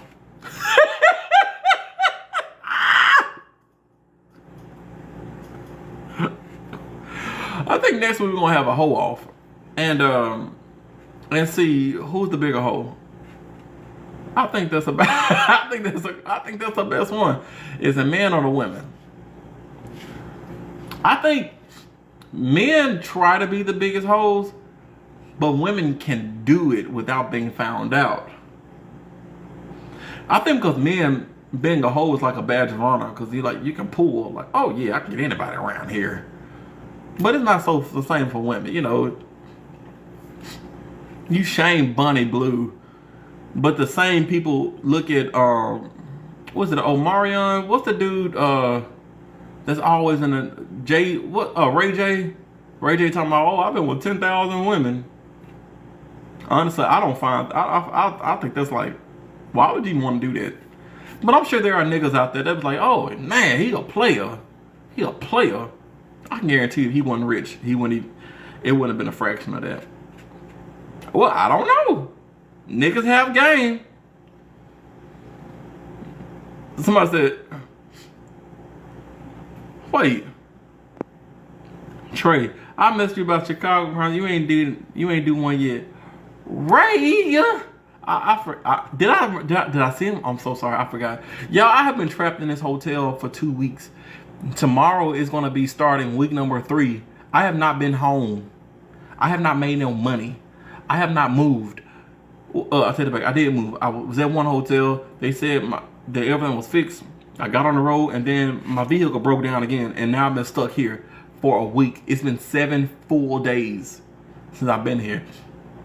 All right. I'm sorry.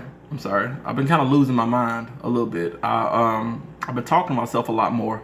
Now, granted, I talk to myself all the time anyways. I mean, but the conversations are getting weird. So I had to get on here and talk to y'all because I did not want to talk to myself like that anymore. I was like, yeah, let's stop doing that. We had 400,000 likes. Yo, that's what happened. Find some nickels. I wish I had a nickel. Y'all, crazy. I want another story. I get tired of my way tired jokes sometimes. What? Hollywood not. What are you saying? I know this is your first day here. I don't understand the lingo. You don't have another story? Another story? Y'all, I've been sitting for 2 hours. What time next week? Give us another story since you're not doing nothing. I mean, honestly, I'm not doing anything. I have nothing to do. I'm not even at home. I'm not preparing for anything. But I just got here. Who? You see the Diddy documentary? I'm not doing anything with Diddy. That's done. Like, at this point, just like Michael Jackson at this point. How many documentaries do we need? Now, granted, the more, oh shit. The more, the more that, you broke your neck. Oh, I'm sorry, Hollywood not. I'm so sorry. I didn't know you broke your neck. You broke your neck. So, wait, Hollywood, does that mean you turn like this? Is this how you like, or is it, I want to know. Oh, yeah? Oh, damn, when'd you break your I'm not laughing at you, I'm laughing at the other people in the car. When'd you break your neck, Holly? When'd you break your neck? I'm sorry, I legitimately am. They fuse it with metals.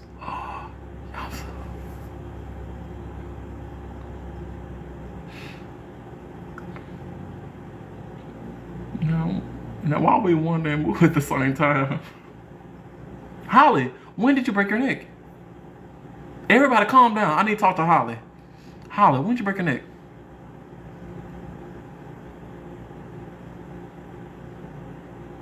Did I make her mad? She ain't replying.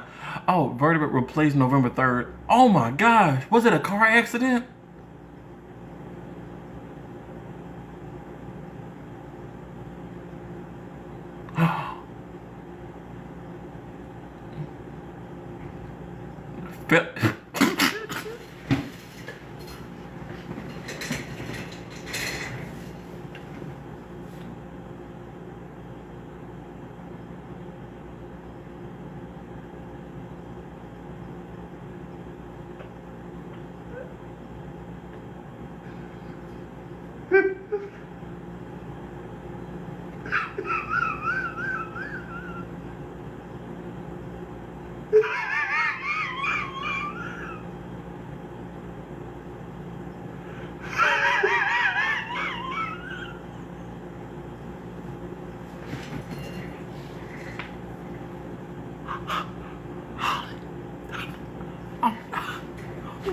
I'm not laughing at you.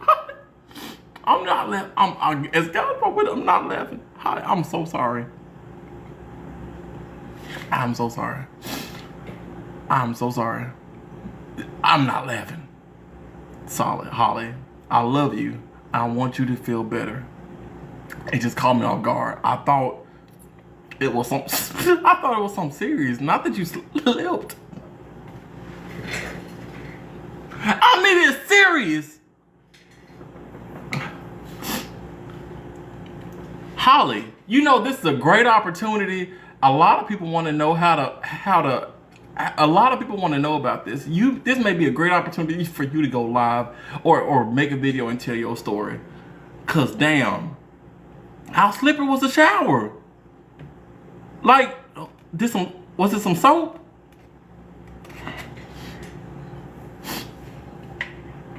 It's on my page. Everybody go and check out Hollywood Not and check on her page and watch her story and share the story. Share the story. You know, that is, like for real. I'm sorry, like I said, it just caught me off guard. I'm not being insensitive. That is really dangerous. And like the fact that you survived and you're still here, like that's crazy. I know I was like kind of joking beforehand, but I'm chilling out. I'm chilling out. Like for real, Holly, like that's a blessing. Everybody go and follow her. If you are on here, follow Holly. Share her story now. There's 450 of y'all still on here right now.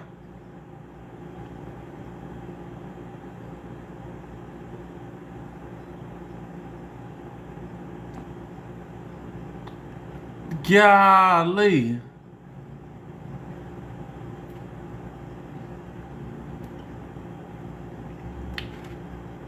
I'm so sorry that you went through that, Holly. Like, for real, for real, for real. I really am sorry. Forgive me, Father, and for I have sinned. I'm sorry. I told y'all I ain't talked to nobody in 2 weeks, and so like I'm a little off. I'm a little off right now. But I'm still learning to walk again. I'm sending prayers up for you, like for real, for real. Really sending prayers for you. I'm sorry about that. I really am sorry about that. Can you do please do Chicago Ripper Story next week? Maybe. Honestly, if I'm still here tomorrow, I might do it tomorrow because I ain't got shit to do. Honestly, I could have been doing this all week, but why wasn't I? I could have been doing this literally all week. I've been doing nothing. I texted a friend of mine. I was like, I feel like I'm in prison right now. I'm not doing shit. I can't go nowhere. It's 9 degrees outside. I wasn't prepared to be out here. Y'all know I've had to wash my drawers. No, not my drawers. I still got 2 pair of drawers left. I had to wash my socks and my shirt. This shirt, I had to wash it in the sink last night and dry it over this damn air conditioner. Because the laundry room only takes cash and all I have is card. There ain't no ATM around here. I'm in the middle of nowhere. Okay? I was not prepared to be gone from my house for going on 3 weeks. I'm supposed to come home every week, every weekend. I'm supposed to be home. So the fact that I normally have a lot of extra clothing is just a blessing from God. But I ran out, okay? Ran out. Always carry cash. Where are you? I'm not gonna tell you that. I'm not gonna tell you. Just know it's cold. North, and it's cold. Not too far up north. I ain't never been that far. But yeah, it's cold where the hell I'm at. Very cold. This is why we overpay. Renee, you're right. And I did overpay. Like I said, I normally come back every week, but I normally have like 10 pair of drawers, 10 pair of shirts and pants and shit like this to make sure. And it did okay, but I had to start like reusing stuff. So I had to like wash stuff in the showers and the sink, use shampoo. I can't, like I said, I can't. You give me some nickels, I'll come get you. No, somebody might come give you dollars, y'all. I'm in the middle of nowhere. Literally. Ambers, how you know that? How you know that, Ambers? I ain't tell you that. Throw that thing for some nickels. I've thrown this thing enough in my lifetime. Trying to settle down. Oh, I told y'all. I'll be telling y'all too much.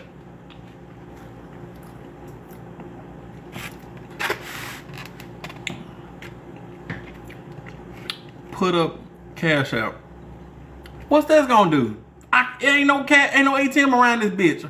I got cash. Well, I got money that I have access to. I'm in a fucking hotel. There's tile on the floors. Tile. You know the last time I've been in a hotel with tile on the floors? I don't consider myself that bougie. But is it snowing up there? It was. You telling us, don't you talking to yourself. No bank around. Y'all, the only nearby places are 2 gas stations, and there is not an ATM and not now one. At least this one. I ain't been to that one actually across the street. But it's a big ass parking lot, and it's really, really cold. It's really cold. When I stand up, the ceiling is literally like this close up on my head. That's how low the ceilings are. When I have my hair like this, my hair hits the top of the ceilings. That's how low these ceilings are in this hotel. So like it's an old hotel. Well, I feel like you're close to me. Well, not in here, in the outside. I'm gonna show y'all. Inside the hotel room, the ceilings are normal. They're about 8 feet. Let me show you the outside. Hold on.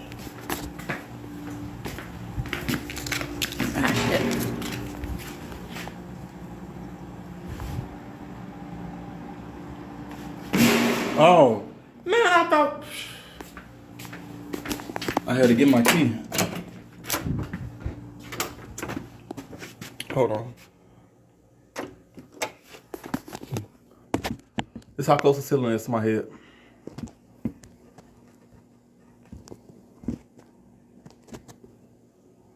This is how close the ceiling is to my head.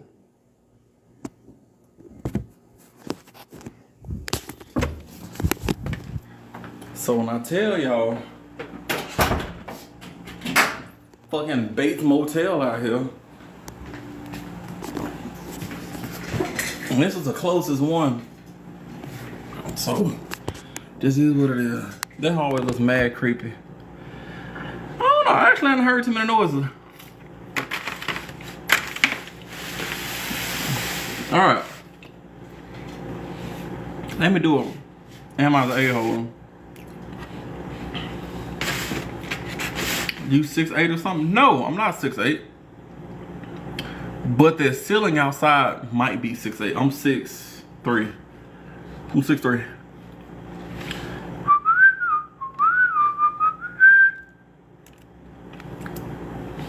All right.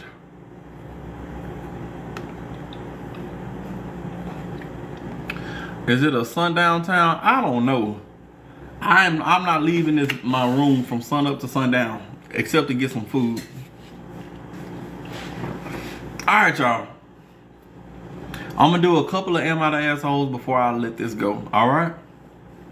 Just a couple of them. Huh, that's funny. Am I the asshole for telling my friend to stop sending me his nudes? Oh gosh, this is kind of long. I, female 18, have been friends with this guy, male 19, Jack, fake name, for almost 5 years. Our friendship has always been very open. We vent, cry, call each other out, talk about insecurities, and have been honest about crushes. Jack had a crush on a girl, Ava, fake name, for almost 2 years. I was basically his hype woman and encouraged him to ask her out. They had a situationship that both of us thought was going somewhere until Ava broke it off, saying Jack was moving too fast. This hit his self-confidence hard, which has always been an issue for him. After that, Jack started crossing boundaries I genuinely did not know I would ever need to set. It started with him asking if he was attractive. I said yes, because he is, but kept it jokey so I would not sound romantic. Then he told me about a spicy dream he had. I was uncomfortable, but convinced myself I was making it weird and did not say anything. Then one night Jack sent me a literal nude and asked me if he should send it to another girl. Oh yeah, he's testing the waters. He's testing the waters. That's exactly what he's doing. Alright, oh, let me see. Is it better if I send y'all here? No, I don't like that. Put it back right here. Alright. I was flabbergasted. I asked a friend if this was weird, and she told me she sometimes sends nudes to her friends for opinions. I had never done that, but I figured maybe I was overacting and stayed quiet. That was a mistake. Another time, he sent me a photo of his...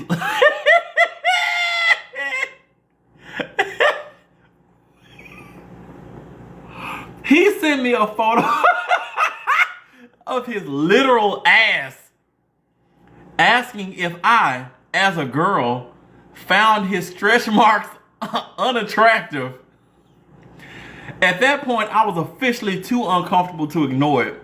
So I texted him asking if he could please stop sending me nudes because it made me uncomfortable. He apologized and said he would not do it again. Great. Or so I thought.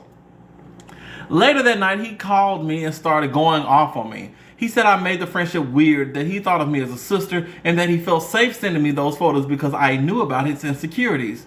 Sister? I sure hope you don't send your sister pics of your ass. I made the friendship weird?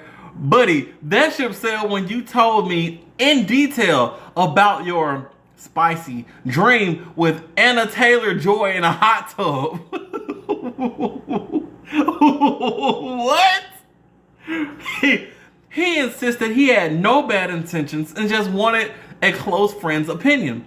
I told him that regardless of intent, I did not consent to receiving explicit photos. He said I was a bad friend for disregarding his insecurities. We have not spoken in about a week. I feel like my boundary was reasonable, but I also know how bad his insecurities are and wonder if I made this into something it was not. So, I'm gonna let y'all know, do y'all think that she's the asshole? Would you, alright, so she's a girl, so would you as a girl, would you send a picture of your ass to your male friend that you literally have no intentions, there has never been a thought in your mind that crossed you? Would you ever in your life send a picture of your ass to a male friend that you had no intentions?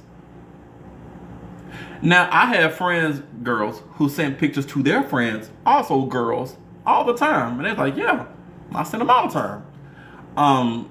But to send it to the opposite gender, absolutely not. Everybody saying no. It can be both. I have lived in Kentucky and have family in Alabama, and they have both. And they both have... What? It can be both. I think I'm reading it on a comment, and it just kind of come up.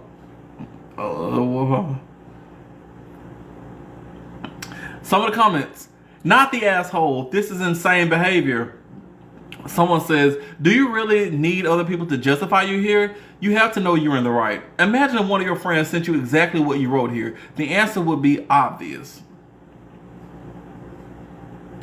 And that's about it. There isn't a whole lot of comments on this one, but this one is really good. I'm gonna upvote this. All right. So y'all say not the asshole?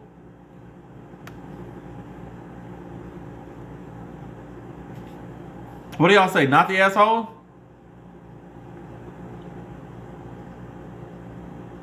Yes. No. Wait. No, she is not. Okay. Not. Definitely not. Okay. Anti. Okay. Cool. Cool. All right.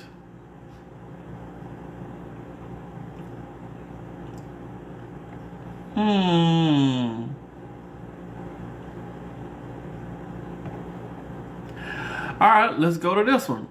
Am I the asshole? Friend didn't reply until day before brunch plans. Am I the asshole for calling off brunch plans with my friend? I texted her on Thursday because I'm coming home from across the country. I have a ton of people I wanted to see and I have been gone for so long, and I made time for her. We agreed on a day for Sunday, but she went radio silent after suggesting brunch and didn't contribute to planning it at all. She also mentioned she has something at 4 p.m. on Sunday. It is now Saturday night and she never responded or contributed to making brunch plans. It was me basically putting options in the chat and not getting a response. The time for Sunday for when we were to meet up was not confirmed either. It's 8 p.m. at night now, and I text her to ask her if she was still on. She then said yes, but she was still not agreeing to a place, and I felt like she was just trying to make other plans. When I said I didn't want to go anymore because I didn't like last minute planning, she said she made time for me, that she usually makes plans in advance, but who wrote this shit? She was just really busy today. She said she didn't care where we ate, but she did not communicate that to me at all. And it's annoying. We are all busy. Am I being unreasonable for being annoyed? For one of the options I put in the chat, she said the wait was too long, but didn't suggest elsewhere. So we clearly didn't want to go there. She felt like, what is, oh y'all, it's written wrong. Just felt like, I think that's what they meant. Just felt like my time was being disrespected, and the piss poor communication was a mood killer pre-bunch, and I just wasn't feeling it anymore. So basically, this person coming in from out of town, they asked the person, do you want to go eat with me? And they were like, yeah, but then they wouldn't contribute anything to the conversation. Now it's the night before, and the person, OP, is saying, you know what, fuck it, forget it. So is OP the asshole? Not the asshole. Not the asshole friend. It's flaky. Nope.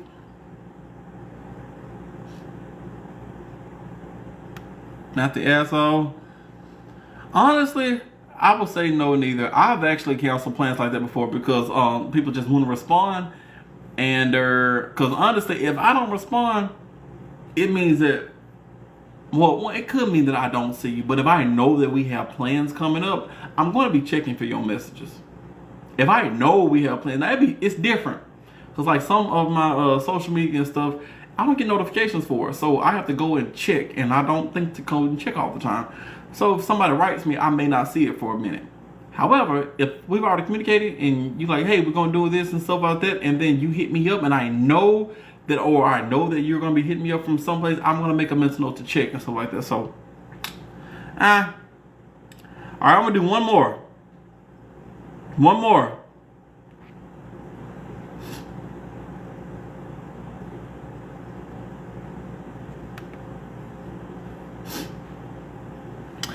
Am I the asshole for telling my roommate I won't be changing my habits because of him bringing his friends over? I'm going to read that again. Am I the asshole for telling my roommate I won't be changing my habits because of him bringing his friends over? All right. This is the last one, y'all. I, 23 male, rent a house with 4 of my buddies from college. Damn, who has 4 friends to rent a house with? That's already impressive. We have done this for 2 years. It helps that not only are we great friends, but we have a system of deciding house rules, a majority vote. Disagreements on cleaning, majority vote. When to make quiet hours for the night on weekends, majority rules. It has kept everything flowing smoothly. Anyway, one of my friends moved out last month to get a place with his girlfriend. He found a friend of a friend to take over his room. The guy was nice enough, but then he came to us with a declaration. Apparently, he was uncomfortable that we're not always completely dressed in the house. No one is a nudist, but some of us will not wear a shirt or just be in pajamas or boxers or underwear when lounging around the house. I admittedly am one of the 2 of us that does it the most, as I usually just lounge around in boxers or other underwear. We all met each other through a sport, so we're comfortable seeing each other like that. Okay, fair enough. Anyways, I guess the new guy was caught off guard because he asked if we could constitute a clothing on rule in the house. As usual, we did a vote and the rest of us thought it was unnecessary, so there was no rule. But I did start wearing clothes more, though there were times when I didn't bother.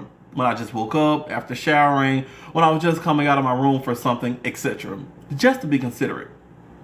Apparently not enough. I noticed that even though we always all gave notice before people coming over, he stopped doing so. I found myself a few times just in my underwear when he rolls in with a crew. Just a couple of weird looks, but I just excused myself and get dressed. I told him once if he gave me a heads up, I'd be dressed before they got here, but he just rolled his eyes. One of my other housemates has also run into this issue. Anyways, the other day, he came to me and my other housemate and asked if his plan to shame us for never wearing clothes worked. We looked at him weird and he said that he was purposefully trying to embarrass us by having people see us. And we said we're not embarrassed, we work out for a reason. And we are going to change his habit. He stormed off and started smack talking us to the other roommates. Am I the asshole? What do y'all think? I'm kind of, alright, so not the asshole, no. I'm kind of on the fence on this. And I'm leaning more that he's not the asshole because they were there first.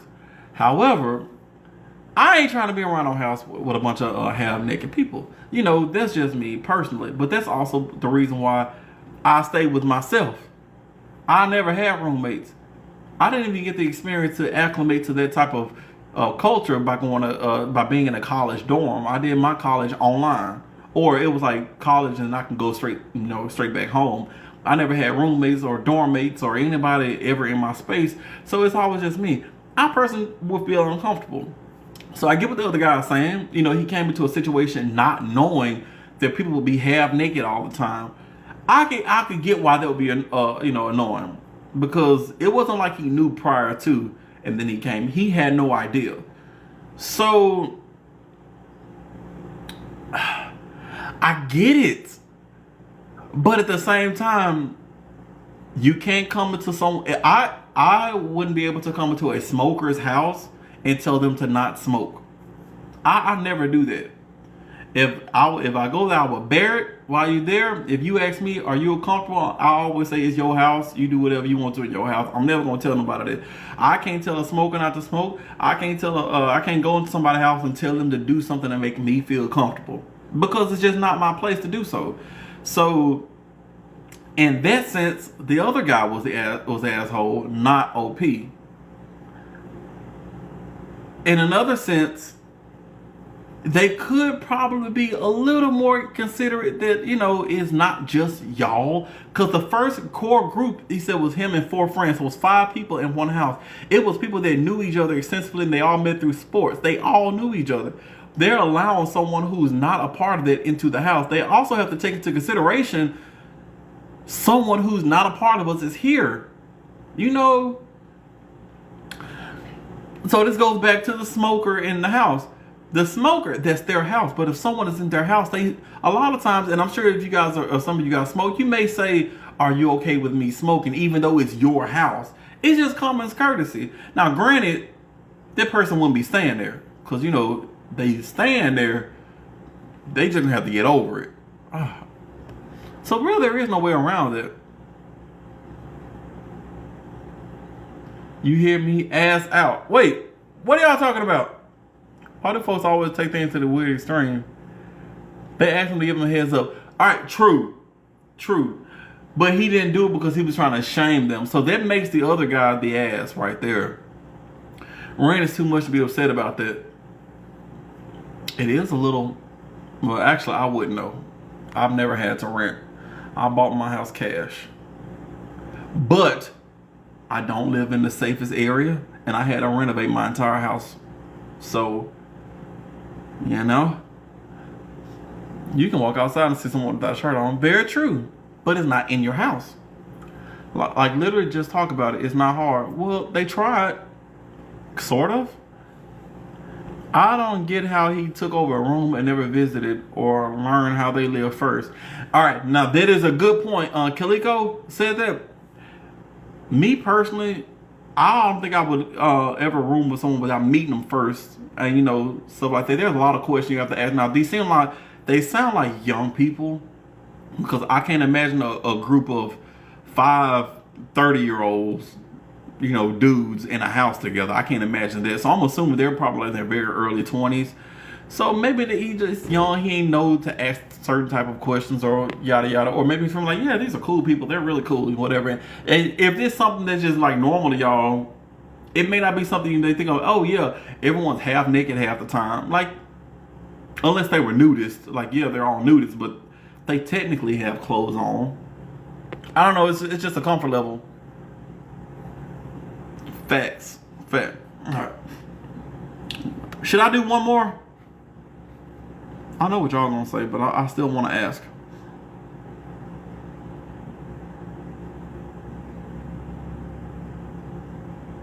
All right, one last one.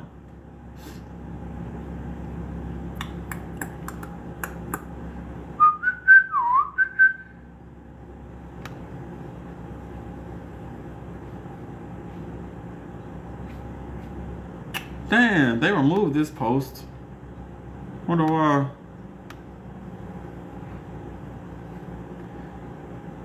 Ooh. Ooh. Ooh. Oh,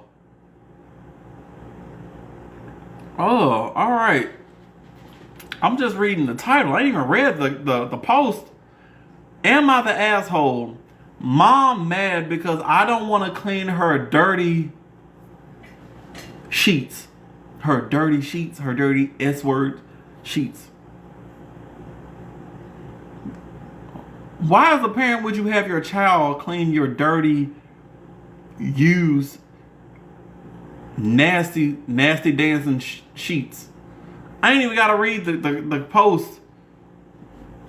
But let me go ahead and read this. Dirty. What the fuck is dirty love sheets? Use your imagination. Takina. Use it. Use it. You know what it is. You know what it is, Takina. Let me read this. My mom travels for work and is often away for months at a time. Actually, that sounds pretty awesome. Be alone? I don't know. When she does come home, she usually flies in late, so she likes her room to be clean and her bed freshly washed and made. I'm happy to oblige because she's letting me live at home for free while I save up for my own place, and it's a simple request to just want the house clean. Plus, she's my mom. She's been dating this guy and has him over sometimes when she's in town. The last time she was here was Thanksgiving, and this guy spent the night at our place. I know that him and my mom had intimate relations because I could hear it from my room. Yes, gross.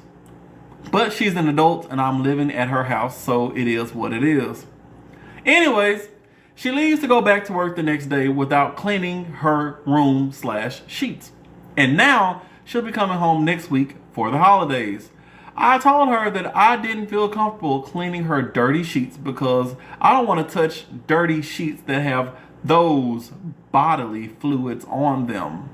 She got pissed off and was saying that it's not a big deal as housekeepers in hotels clean dirty sheets all the time. Bitch! But I stood 10 toes down that I'm not touching those sheets even with gloves. She's still pissed, but says she'll do it herself. But I don't understand how she doesn't understand that I actually feel offended that she expected me to handle those sheets in the first place. Am I the asshole? No. I'm not a parent yet.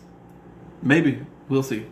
But I do believe that your children don't have to. There are certain things your children shouldn't have to do for you. Unless you're literally disabled, there are certain things your children should not have to do for you. I still won't go with my mama's purse. She asked for something in her purse. Said, Trey, grab my keys out of my purse. I will hand her the whole purse. Like, here, no, I'm not going in your purse. I don't care. I don't know what you got in that purse. I don't care what you know you have in that purse. I don't.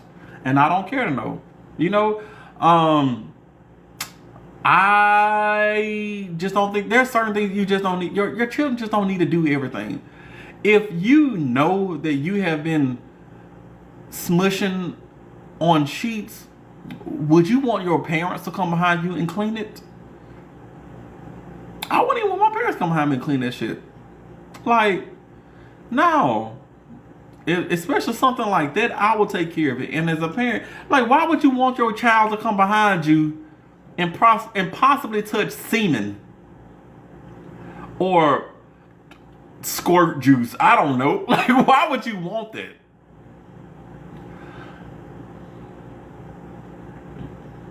Like, I've been washing my own clothes since I was a kid. My parents don't even wash my mom didn't even wash my clothes starting, I think, like 10. She don't even wash my clothes. Why in the world would I come behind her and clean her stuff up? Oh, I'm super late. That's gonna be your superhero name, super late. No, and I probably won't want my house cleaners to do it either. You know what? Really, because you know they're gonna talk about you in Spanish. They're gonna like, andale. They're gonna take all type of shit. You do not want to do that. Why would you want your housekeepers to come behind you and clean your nasty shit?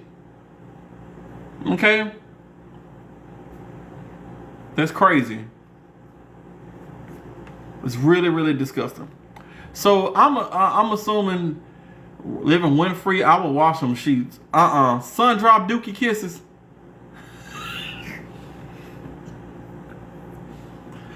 Sun drop dookie kisses. I would do a lot of things to live for free, but I still believe in there are certain levels. All right, so I heard my parents before. Actually, growing up, we knew when our parents were doing it. They didn't try to hide it. Okay, there was very few times where they were in the bedroom together because they always slept in separate bedrooms. So it wasn't a secret when stuff had happened. And but knowing It's one thing. Hearing make you want to KYS. Make you just want to just end it all. I heard it once. I wouldn't recommend it. Something died in me that day. And I fear there's a little bit of innocence I will never get back. So always put some gloves on and change those sheets. If mom could put the sheets in the wash. Right. And that's another thing, y'all. What does it take to, if you running out the house, you know you got to go out of town for work. What does it take? And when you walk past the laundry, put it in the... What does it take to do that?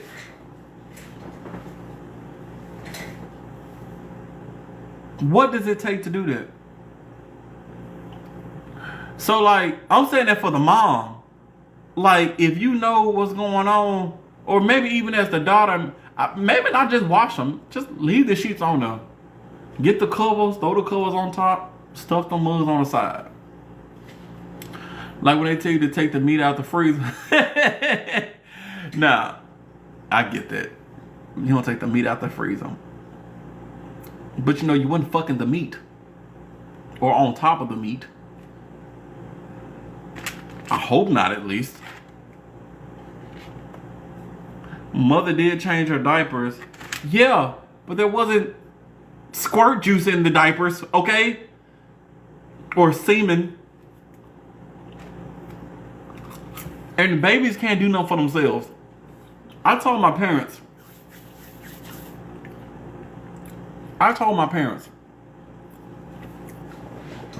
I said, look,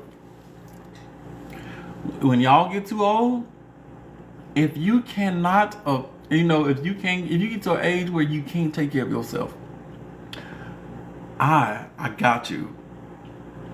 I will make sure we get the best hospice in town. I have a rich brother, semi-rich. We will take care of you. You won't have to worry. But this hand ain't going nowhere near it. Do you understand me? I told my dad that too. I said, and if you want to stay in your house, awesome. I will help pay the bills. I will make sure someone's in there to wipe your ass. Okay? You get to a point where you require a 24/7 outlook, I will find the best nursing home and I will visit you every other day. Now, if it got down to it, I'll let my mom stay with me. Because I think my dad would go first. I just feel like my dad would go first. But, because I ain't got to worry about both. But if I got the smallest house, no, they'll go to my brother's house. He got the bigger house. My house ain't big enough for the three of us. But, yeah. I told my dad he's going to the home. My mom was staying with me. Somebody going somewhere, but both ain't coming this direction. But yeah. I want to do one more. Let me do one more while I'm here. This will be the last one.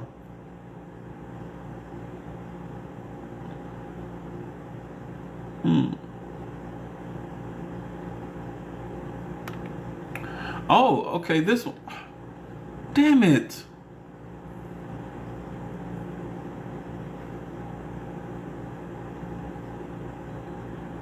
Oh.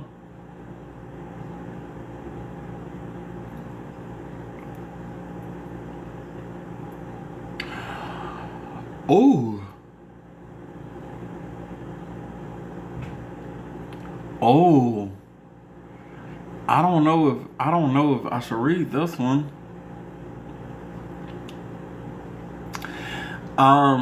The post has been removed, but I think this is it down here.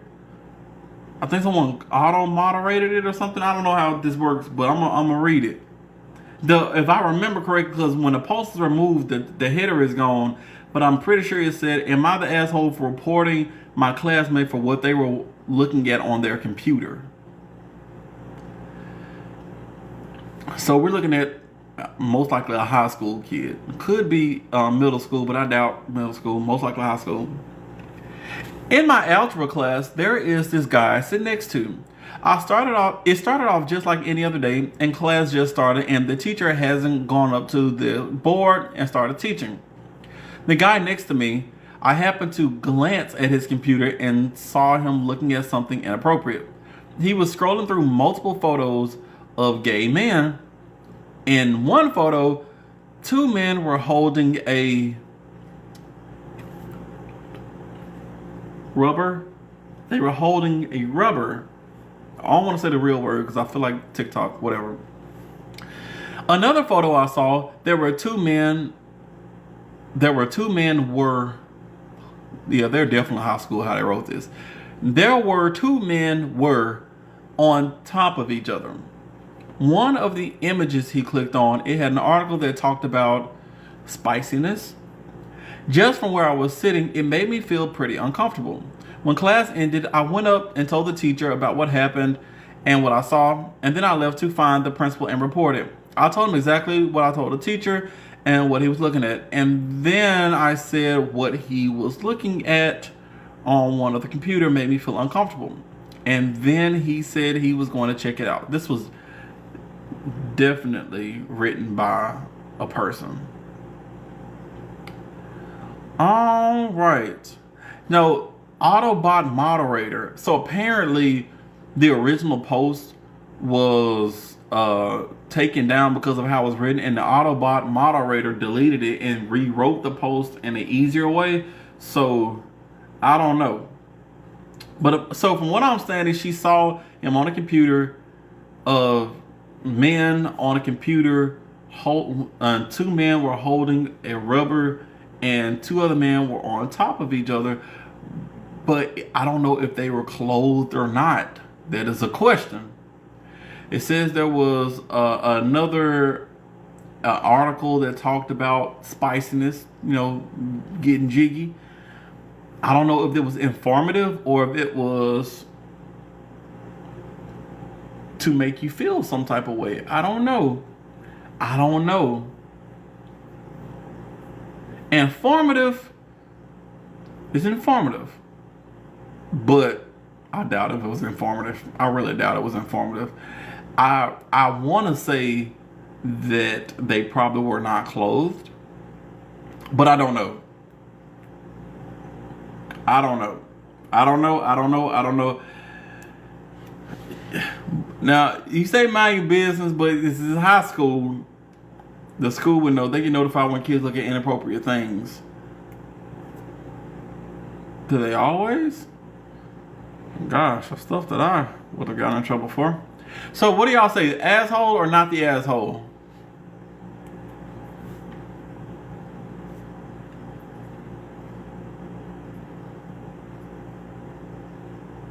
Asshole or not the asshole? Okay, Jackie says asshole. Janelle says asshole. A-hole. Huh. We get some a-holes up in here. Not the asshole. A-hole. Most everybody saying they're the asshole. So I'm gonna give them that. What the fuck?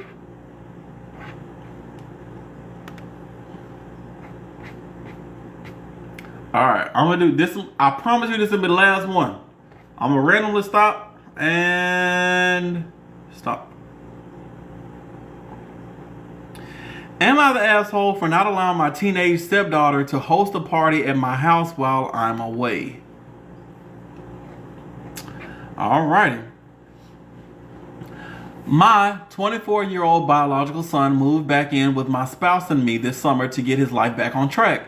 This is meant to be temporary. I've been clear that by the end of January, he needs a documented plan, school, a trade, etc. And I've set aside $10,000 to help cover trade school if needed. Man, you know how successful you would be if you had parents that could just drop $10K? You know how successful you would be if you had parents that dropped $10K? Wow. He's made some progress, including paying off about $5,000 in debt by working multiple jobs. Yesterday, my son told me not to ask, that he planned to bring a woman he just met on Tinder to stay at our house for 2 nights. We live about 100 miles from the city. My spouse was immediately uncomfortable with having a stranger stay in our home. I also had concerns about my son privately.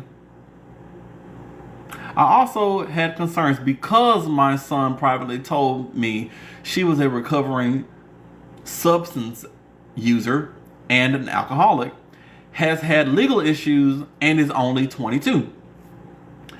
I told him that if he were actually dating someone and we had met her first, that would be different, but bringing a complete stranger to stay for 2 nights wasn't something we were comfortable with.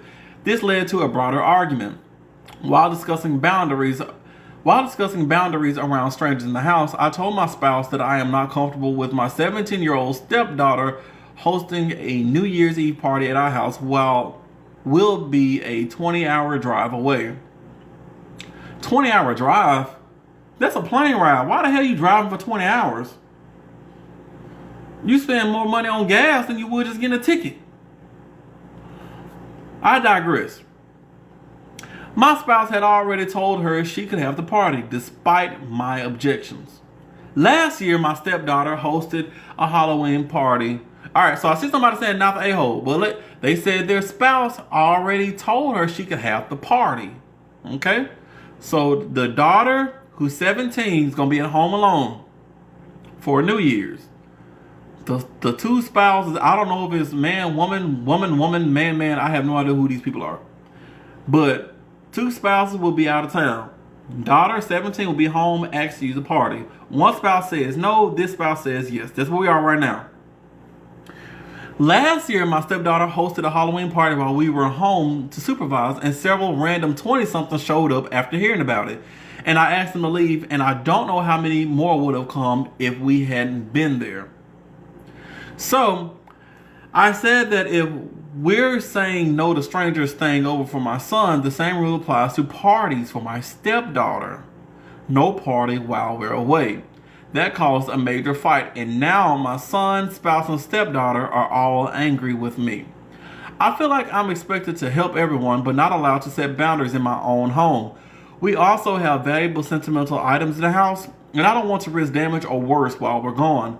Am I the asshole for saying no to strangers staying over or parties happening when we aren't home? TLDR, which means, I believe it means too long, didn't read.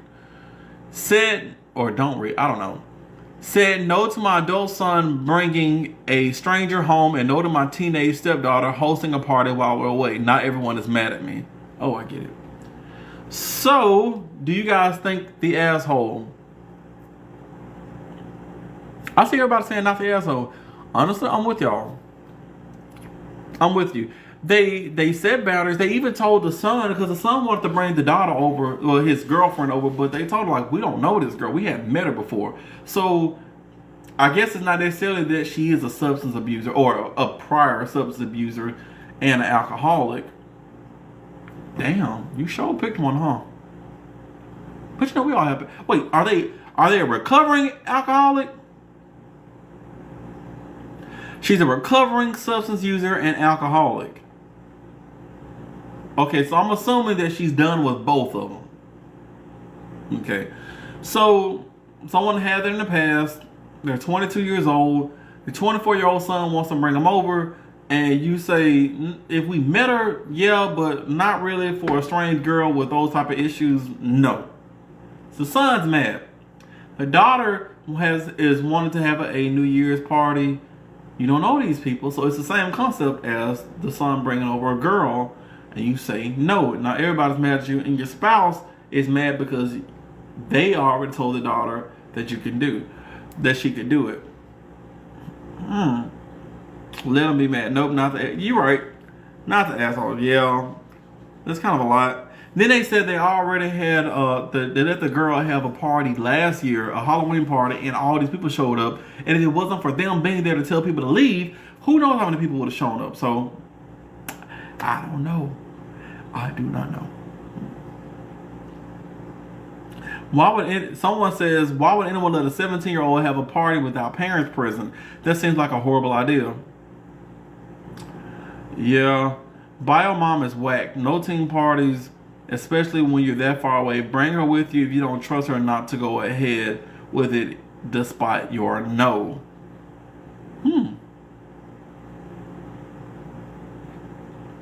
Yeah. Yeah. I'm going to say not the asshole. All right, you guys. That has been... We've been here for almost 3 full hours. This has been fun. This has been fun. Y'all reposted 247 times, which exceeded my wildest expectations. We've gotten 440,000 likes. That is a lot. 440,000 likes is almost 500,000. That's really close to 500,000. But I'm going to say adieu because I need to eat. I bought some wings and I haven't been eating a single wing because I sat down and got right on live. So I thank you guys. Come back and see us next week. I'm going to be with you guys next week, whether I'm here or whether I'm at home. I will see you guys next week. I will see you guys later. Be safe. Be safe.